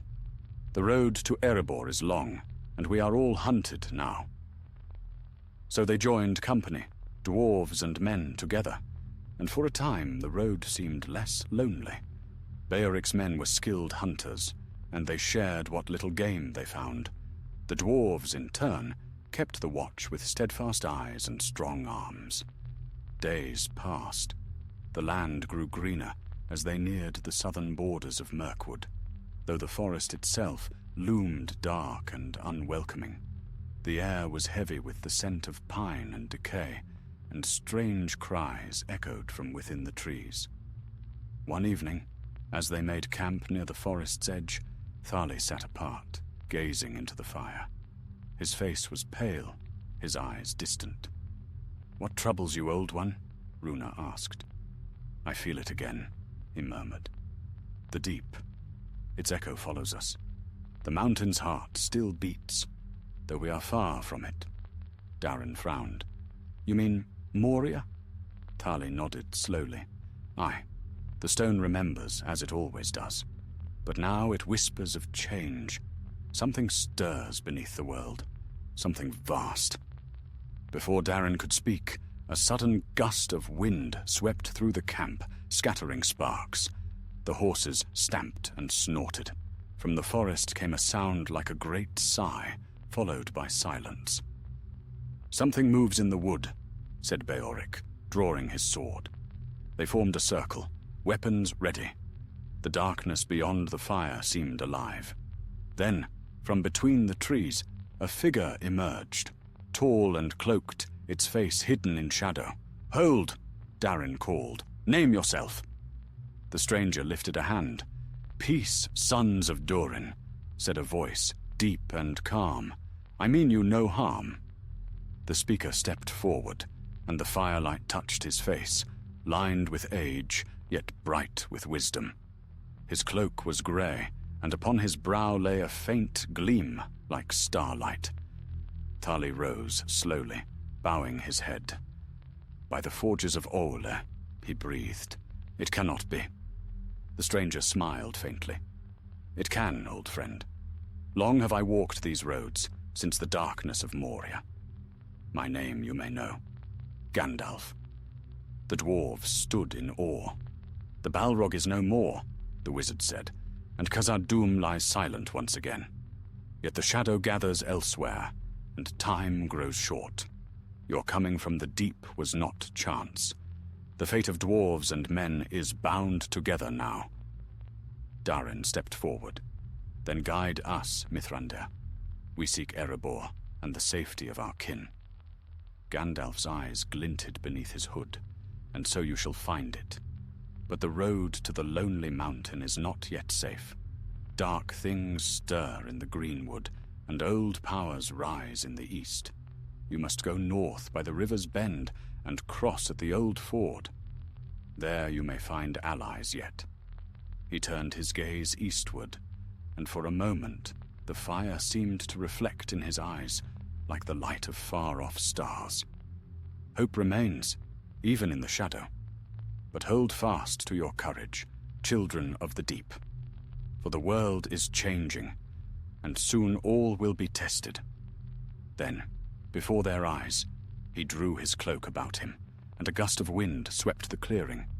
When it passed, he was gone. Only the faint scent of smoke and the whisper of the pines remained. The company stood in silence, awed and humbled. At last Runa spoke. "Well," she said quietly, "if Mithrandir walks these lands again, perhaps our doom is not yet sealed." Darin looked to the north, where the stars burned bright above the distant peaks. "No," he said, "not sealed, only forged anew." And so they gathered their packs, doused the fire, and turned once more toward the road, their hearts steadied by the wizard's words. The wind carried the faint echo of a song from far away, and the night seemed a little less dark. Thus they continued their journey beneath the stars, bound by friendship and fate, while the world around them moved quietly toward the dawn of war. For 3 days the dwarves and their new companions journeyed northward beneath a changing sky. The path wound along the eaves of Mirkwood, where the trees loomed vast and black, their branches clutching at the light. The forest murmured with strange sounds, rustlings and sighs, and sometimes a whisper that was not wind. Yet the company kept to the open ground, steering wide of the shadowed wood. Gandalf's words lingered with them. "The world is changing," the wizard had said, "and soon all will be tested." None doubted him, though none could yet see how deep that truth ran. Each dawn found them farther from the mountains of their sorrow, and yet the weight of Moria did not lift easily. Darin often looked back, as if expecting to see the peaks rise behind him in silent judgment. The silver shard that hung at his breast still glimmered faintly, though the light within it seemed to grow dimmer with each passing day. They reached the old ford upon the 3rd evening, a wide stretch of the Anduin where the river broadened and grew shallow. The stones beneath the water were smooth and pale, worn by ages of flow. In ancient days, merchants and messengers had crossed there upon their way between the north and the south, but now only wild men and beasts dared the crossing. The company rested upon the western bank, setting no fire that night. The moon was hidden behind clouds, and the river whispered softly in the dark. Beoric stood watch beside Darin, his hand upon the hilt of his sword. "Strange, is it not?" he said. "How the world grows emptier with each mile we walk. It is as if the land itself hides from what is coming." Darin nodded slowly. "Stone remembers, even when men forget. The world has seen many shadows rise and fall, but this one feels heavier than before." Runa stirred beside the water's edge. "Then let it come. We'll meet it with steel, as our fathers did." Beoric smiled faintly. "Aye, but courage is little comfort against an unseen foe." Thali lifted his gaze from the runes he had been carving into the soil. "No foe is unseen to the earth," he said. "It feels every footstep, every wound, every drop of blood. The mountain may sleep, but it never forgets." They crossed the river at dawn. The water was cold and swift, biting through their boots, but they reached the far bank without mishap. The land beyond was open and rolling, with patches of tall grass that swayed like the sea. Herds of deer moved through the mist, and hawks wheeled high above. For a time, it seemed the world might yet know peace. But peace is a fleeting guest in Middle-earth. Near midday, they came upon the ruins of an old watchtower standing alone upon a hill. Its stones were cracked and weathered, but it offered a vantage over the wide plains. Darin climbed the broken stair to its summit and gazed northward. There, far off, he saw smoke rising, thin, black, and cruel. He descended quickly. "There are fires ahead," he said. "Too many for hunters. Perhaps a war band." Beoric frowned. Orc raiders, most like. They have been ranging farther of late, driven north from the mountains. Then we go around, said Runa. We've fought enough for one lifetime. But Darren shook his head. If they are orcs, they will fall upon the villages beyond. The Northmen have lost much already. Shall we leave them to burn? Runa's jaw tightened, but she did not argue. Then we strike hard and vanish before they know our number. So they turned east, moving swiftly through the grass until they came within sight of the raiders. It was as Darin had guessed, a band of orcs, near 50 strong, camped beside the charred remains of a farmhouse. Smoke rose from the ruins, and the stench of blood fouled the wind. Among the wreckage lay the bodies of men and beasts alike. The sight hardened every heart. We can't face them all, Beoric whispered. But if we strike from the hill, we can scatter them. The dwarves' axes will do the rest. Darin nodded. At sunset, then. Let the light of day be our ally, one last time. When the sun sank low, they crept into position. The orcs, weary from their pillage, had grown careless, and the red glow of their fires blinded them to the shadows beyond. Darin raised his hand. The signal. A sudden cry rang out as Runa hurled her axe through the air, felling the first of the foe. Then the dwarves charged, roaring, "Baruk Kazad! Kazad, Aimenu!" Their voices rolled across the plain like thunder. Steel clashed, and chaos erupted. Beoric and his men loosed their arrows, cutting down those who fled toward the east. Darin's axe struck true again and again, cleaving helm and mail. Thali stood upon the hilltop, chanting words of old power. Fire sprang from his staff, leaping among the enemy ranks like living flame. The orcs fought savagely, but the fury of the dwarves was greater. By the time the moon rose, the field was strewn with their dead. Only a few fled into the night, their cries fading on the wind. When it was over, the dwarves stood amidst the wreckage, their weapons dark with blood. Beoric wiped his blade upon the grass. "A small victory," he said, "but one the land sorely needed."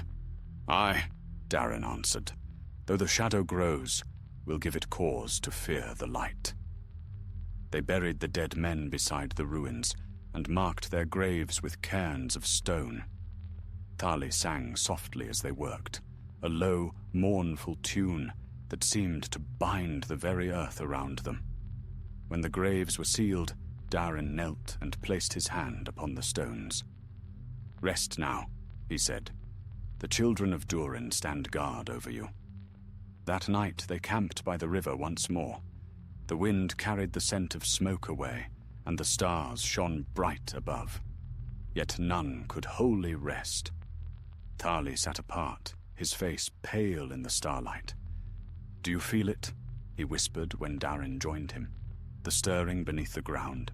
Even here, far from the mountains, the deep still murmurs." Darin frowned. "You said before that it remembers. What does it say now?" Thali's voice was low. "It speaks of awakening. The fire that was quenched stirs again. Not in Moria alone, but in many places. The world is shifting. The foundations tremble. Then we must be the stone that does not break," said Darin. Thali smiled faintly. "Aye, and may Mahol grant us strength enough." When morning came, they broke camp and continued north. The land rose gradually, and the air grew cooler.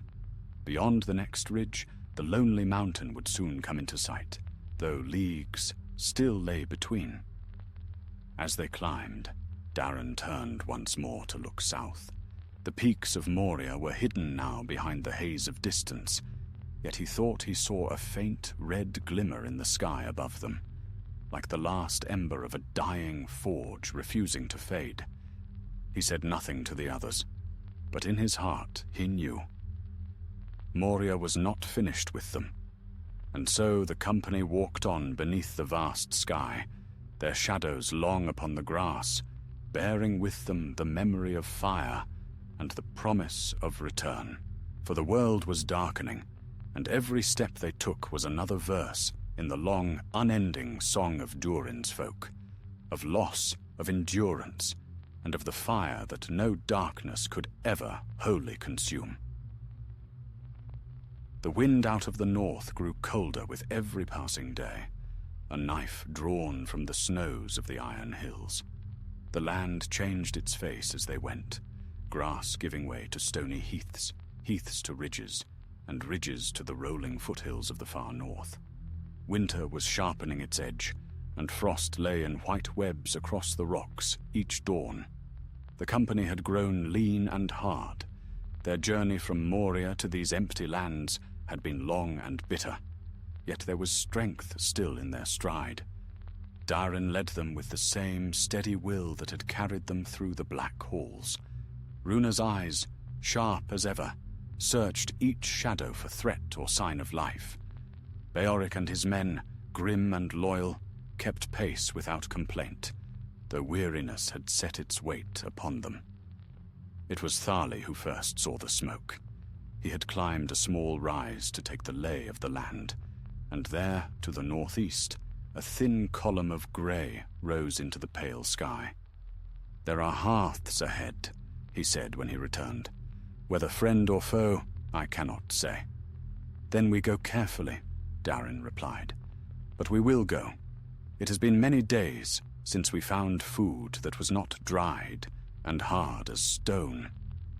The smoke led them to a small settlement tucked into a hollow between the hills, a cluster of wooden huts surrounded by a low palisade. Men and women moved among them, their cloaks fur-lined and their faces weathered by wind. Spears gleamed by the gate, and when the dwarves approached, a horn sounded from the watchtower. "Stand where you are," came a call. "Name yourselves." Beoric stepped forward, lifting his hand in salute. "Beoric, son of Brandir of the Northmen, and friends of the dwarves of Durin's line." There was a murmur from the wall. After a pause, the gates creaked open, and a tall man in a wolfskin cloak came forth to meet them. His hair was grey, his beard braided with silver rings, and his eyes shrewd. "Beoric," he said slowly, "I knew your father. He rode with us in the War of Dale. You are welcome here, though your company stirs old memories." He turned his gaze upon Darin. "Few dwarves walk these lands now, son of stone. What brings you so far from your mountains?" Darin bowed. "A survival, my lord. We are all that remains of Balin's company that sought to reclaim Khazad-dûm. The mountain is lost once more, and its halls filled with darkness." A murmur of pity and fear ran through the gathered men. The grey-haired leader frowned. So the rumors were true. The fires of Moria burn again. "They burn," said Darin, "but not as before. The Balrog that haunted those halls is gone, slain by a power greater than ours. Yet its passing has woken things deeper still. Evil stirs under the world, and shadows move in the east." The man nodded grimly. "Aye, we have felt it. The wolves grow bolder, and strangers walk by night.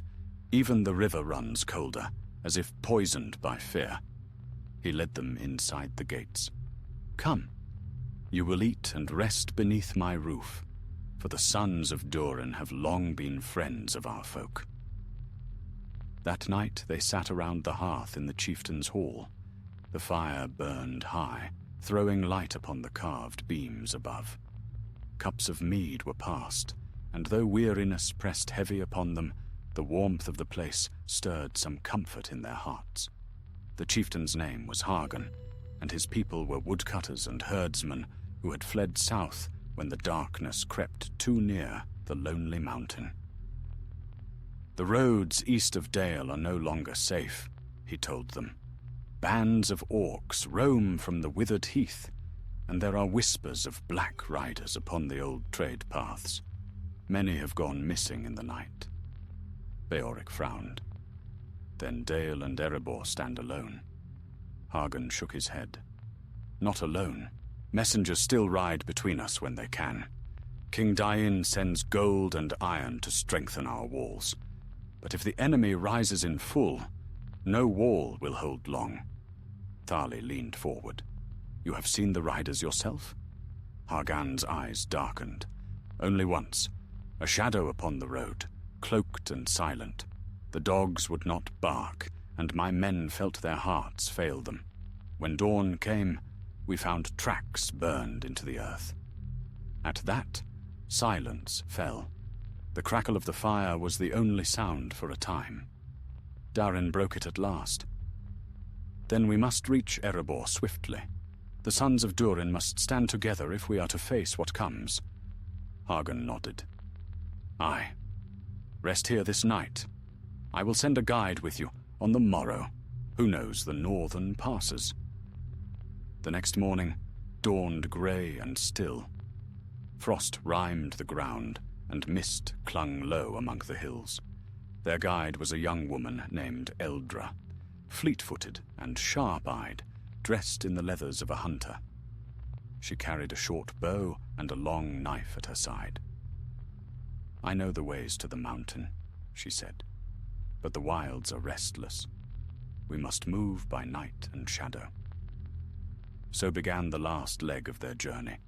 They moved swiftly and silently through the northern wilds. The land grew bleaker as they went, grass turning to rock, rock to barren waste. Once they passed the ruins of an old dwarven outpost, its gate fallen, and its stones blackened by fire. Darin paused there, his fingers tracing the runes carved upon the lintel. Khazad Dum, he murmured, reading the words, our home and our exile. Even here, its echo follows.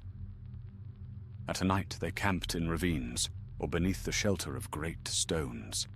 The stars burned cold above, and often strange cries drifted from the darkness.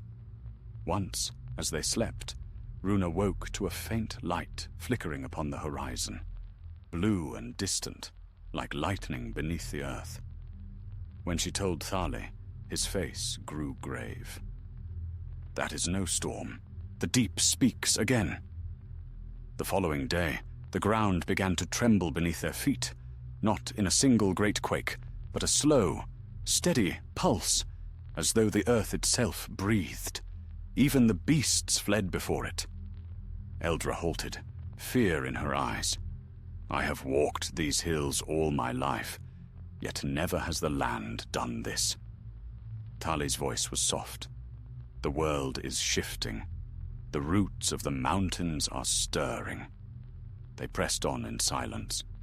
By dusk, they reached a high ridge from which the lonely mountain could at last be seen. Its peak glimmered in the dying light, proud and solitary above the plains.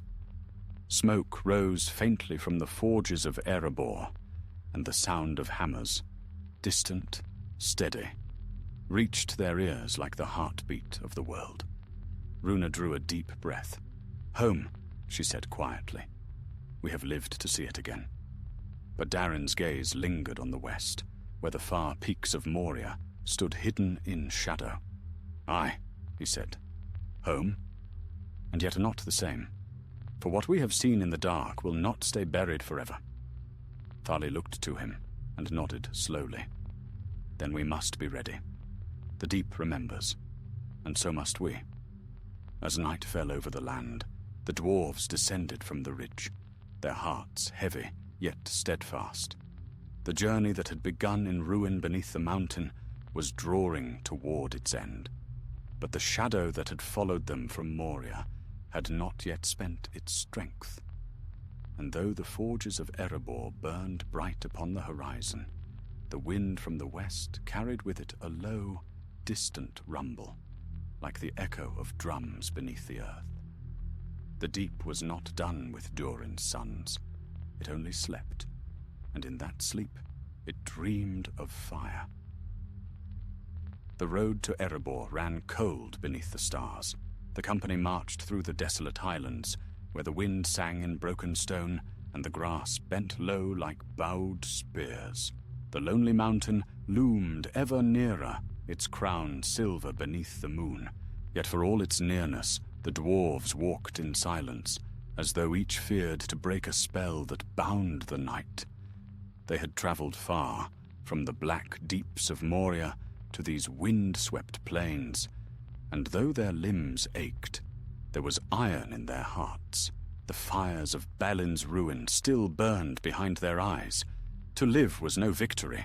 They carried the weight of all who had fallen. Eldra, their guide, led them by narrow ways through the foothills, wary of the shadows that moved in the dark. Beoric's men rode light, their bows ready. Runa walked ahead of Darin, her axe gleaming faintly in the starlight. Tali followed last, leaning on his staff. The old dwarf muttered softly to himself, half prayer, half chant, as if to steady the ground beneath their feet. It was the third night after leaving Hagen's hall when they saw the first glimmer of light upon the northern horizon, a faint red glow, pulsing like a forge's breath. "Erebor's fires," said Runa, but Thali frowned. No forge burned so bright. As they drew nearer, they saw that it was not the mountain's forge, but the reflection of fire upon the clouds. Smoke rose from the northern valleys, and a dull thunder rolled faintly across the plain. "Battle," said Beoric, and not far. They pressed on until dawn, when the wind shifted and brought with it the smell of ash and blood. Cresting a ridge, they looked down upon a scene of ruin. Below lay a village of men, one of Hagen's settlements perhaps, blackened and broken. The palisade was torn apart, its gate smashed. Smoke drifted from the charred remains of houses, and corpses lay among the trampled fields. Runa's hands clenched around her axe. Orcs. Aye, and worse. Among the dead they found strange marks burned into the earth, symbols like twisted eyes, drawn in soot and ash. Thali bent to examine one, and his face went pale. "This is the mark of Dol Guldur," he said quietly. "The shadow stirs in Mirkwood again." Beoric swore under his breath. "We should have struck east when we had the chance. The forest is awake." Darin rose, his eyes hard as iron. "We move on. The living need warning more than the dead need our tears." They followed the smoke trail northward, keeping low to the ground. Before midday, they found survivors, a small band of men hiding among the rocks, bloodied and afraid. When they saw Beoric, they ran to him, crying out in relief. "My brother," said one, grasping his arm. "They came before dawn, orcs and darker things, men cloaked in shadow. They spoke no tongue I knew. They burned the barns and took the children." Beoric's face turned grey. "How many?" 24, maybe more. The raiders turned north toward the river running. They move fast." Darin's jaw tightened. "Then we hunt them." Thali placed a hand on his arm. "We cannot save all who fall to the shadow, lad. There are too few of us." Darin's eyes flashed. "Perhaps. But while I breathe, I will not let the children of men be dragged into the dark. The sons of Durin have stood idle too long." Runa met his gaze and nodded. "Aye, I'll follow." Beoric gripped his sword. "And so will I. They have taken my kin." There was no further debate. Before the sun had passed its height, they were riding north, following the trail of the raiders. The ground was blackened where fire had passed, and here and there they found the marks of heavy boots and clawed feet. As evening fell, the trail led them to the banks of the river running. The air grew thick with mist, and a foul stench rose from the reeds. Across the water stood a half-ruined tower, leaning like a broken tooth against the sky. From its windows glowed a dim, flickering light. "They've gone to ground," whispered Eldra. "The children will be within." Beoric's hand tightened on his sword. "Then we end it here." The company crept forward beneath the cover of reeds. Darin led the way, the silver shard hidden beneath his cloak. They crossed the shallows silently and reached the tower's base without alarm. From within came low voices. Orcish gutturals mingled with another tongue, cold and sharp. Thali's eyes narrowed. "The Black Speech," he whispered. "Mordor's servants." "Then let them meet dwarven steel," said Runa. They struck at dusk. Darin burst through the door, his axe cleaving the first orc clean in two. Runa followed, a whirlwind of fury, her blade cutting through armor and bone. Beoric's men loosed arrows through the windows, and the screams of their foes filled the night.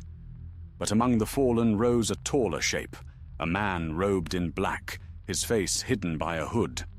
In his hand he bore a staff of twisted iron, from which red fire flared. Thali staggered back as the air shimmered with heat.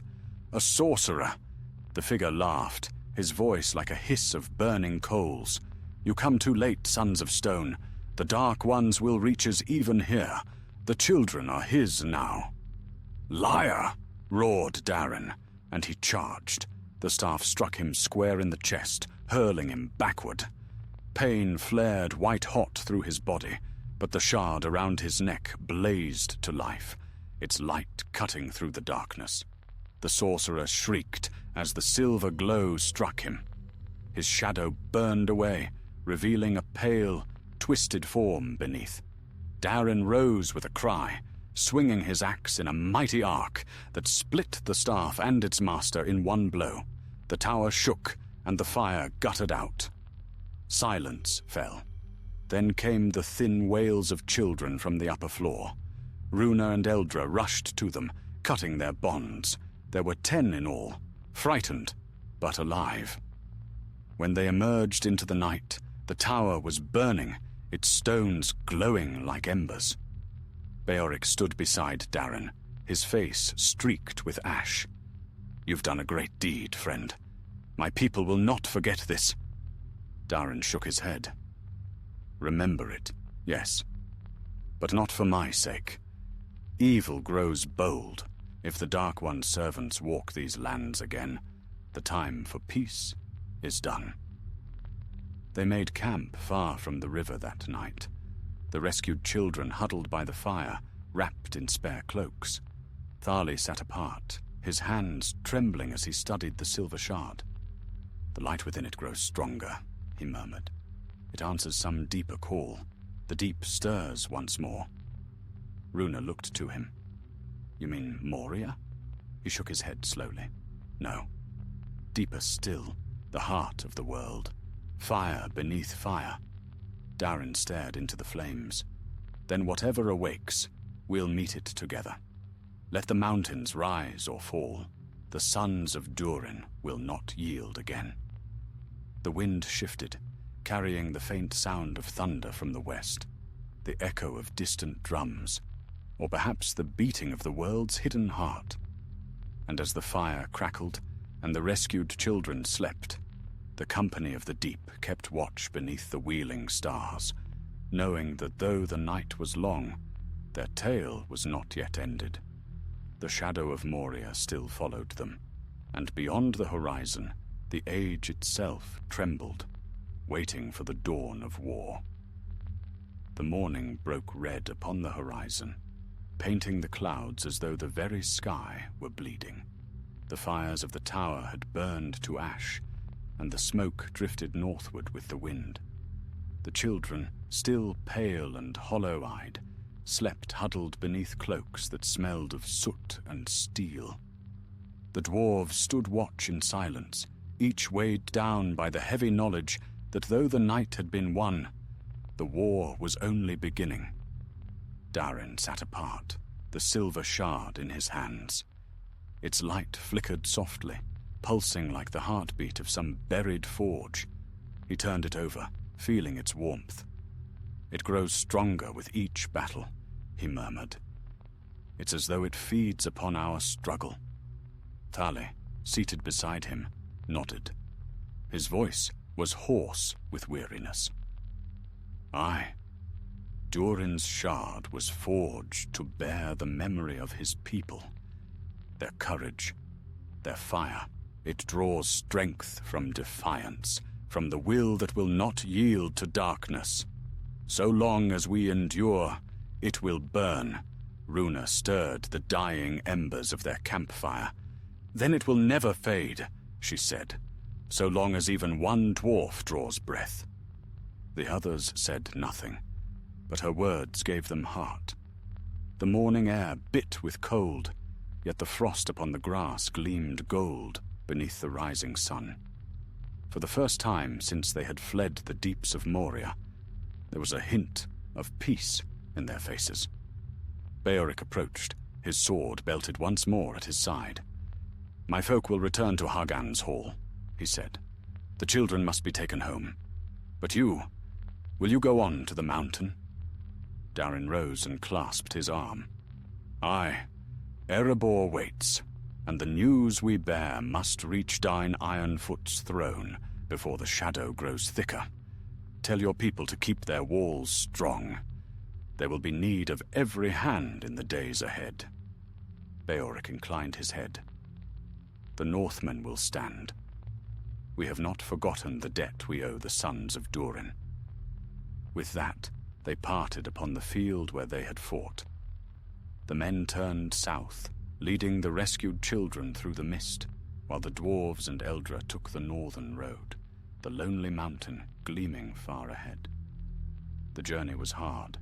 They traveled through lands stripped bare by war. Fields burned black, rivers running low and bitter with ash. Once they passed the carcass of a dragon, long dead, its bones white as ivory against the dark hills. "The world is filling again with the ghosts of old wars," Runa said quietly. Thali only nodded, his gaze fixed upon the horizon. "And each ghost remembers the songs that buried it." By the third evening, snow began to fall. The flakes drifted silently from the high air, softening the broken earth, muffling the tread of their boots. The mountain loomed nearer now, vast and solitary, its crown hidden in cloud.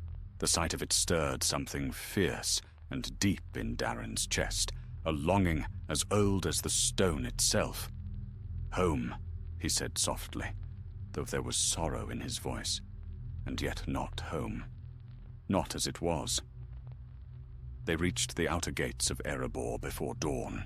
The great door stood open, and a watchfire burned beside them. From the walls came the call of horns, clear and proud. Dwarves in bright mail hurried down the steps, their axes gleaming, their breath steaming in the cold. "Hold!" cried the captain of the guard, lowering his weapon as Darin stepped forward. "By the beard of Thorin, what comes from the west? Friend or foe?" "Friend," Darin answered, his voice strong. "Darin, son of Fundin, of Balin's host. We come from Khazad-dûm."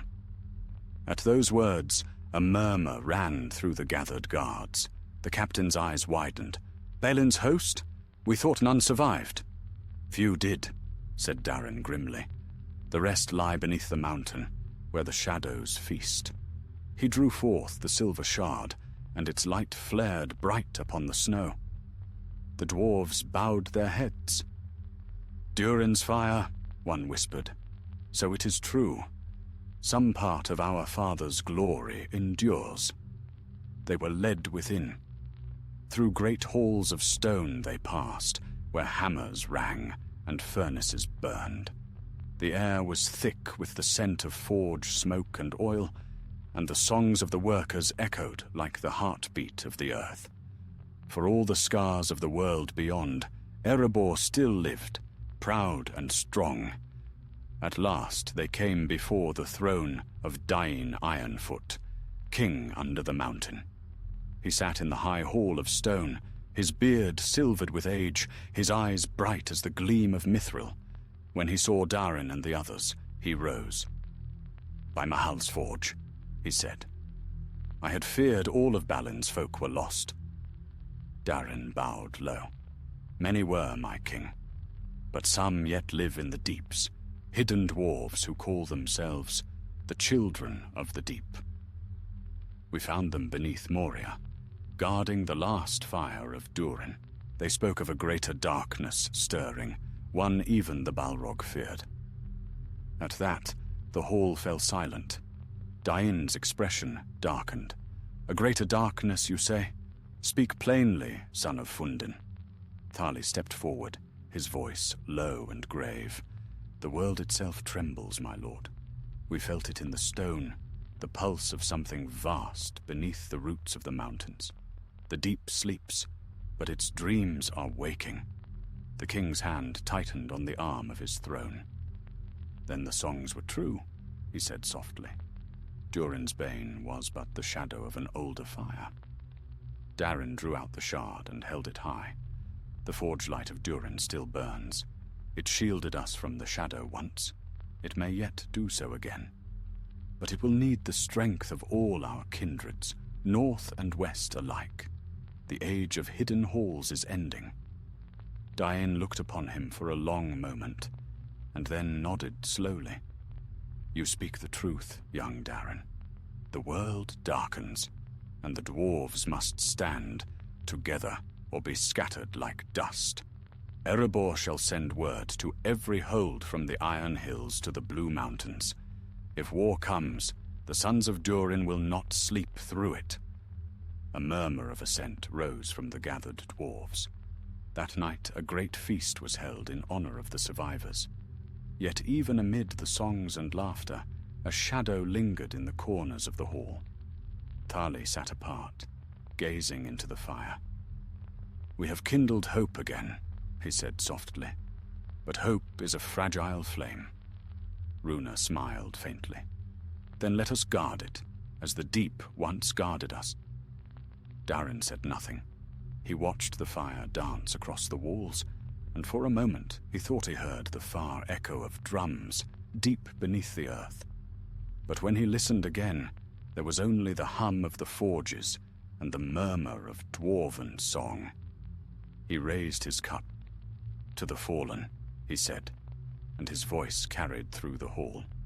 To Balin, to Cori, and to all who sleep beneath stone. We will not forget you. The deep remembers. The dwarves echoed his words, their voices rising as one. Beyond the mountain, the wind howled across the empty lands, carrying with it the faint scent of snow and smoke. Far away, in the hidden roots of the world, something vast turned in its slumber, its dreams flickering with the glow of unseen fire.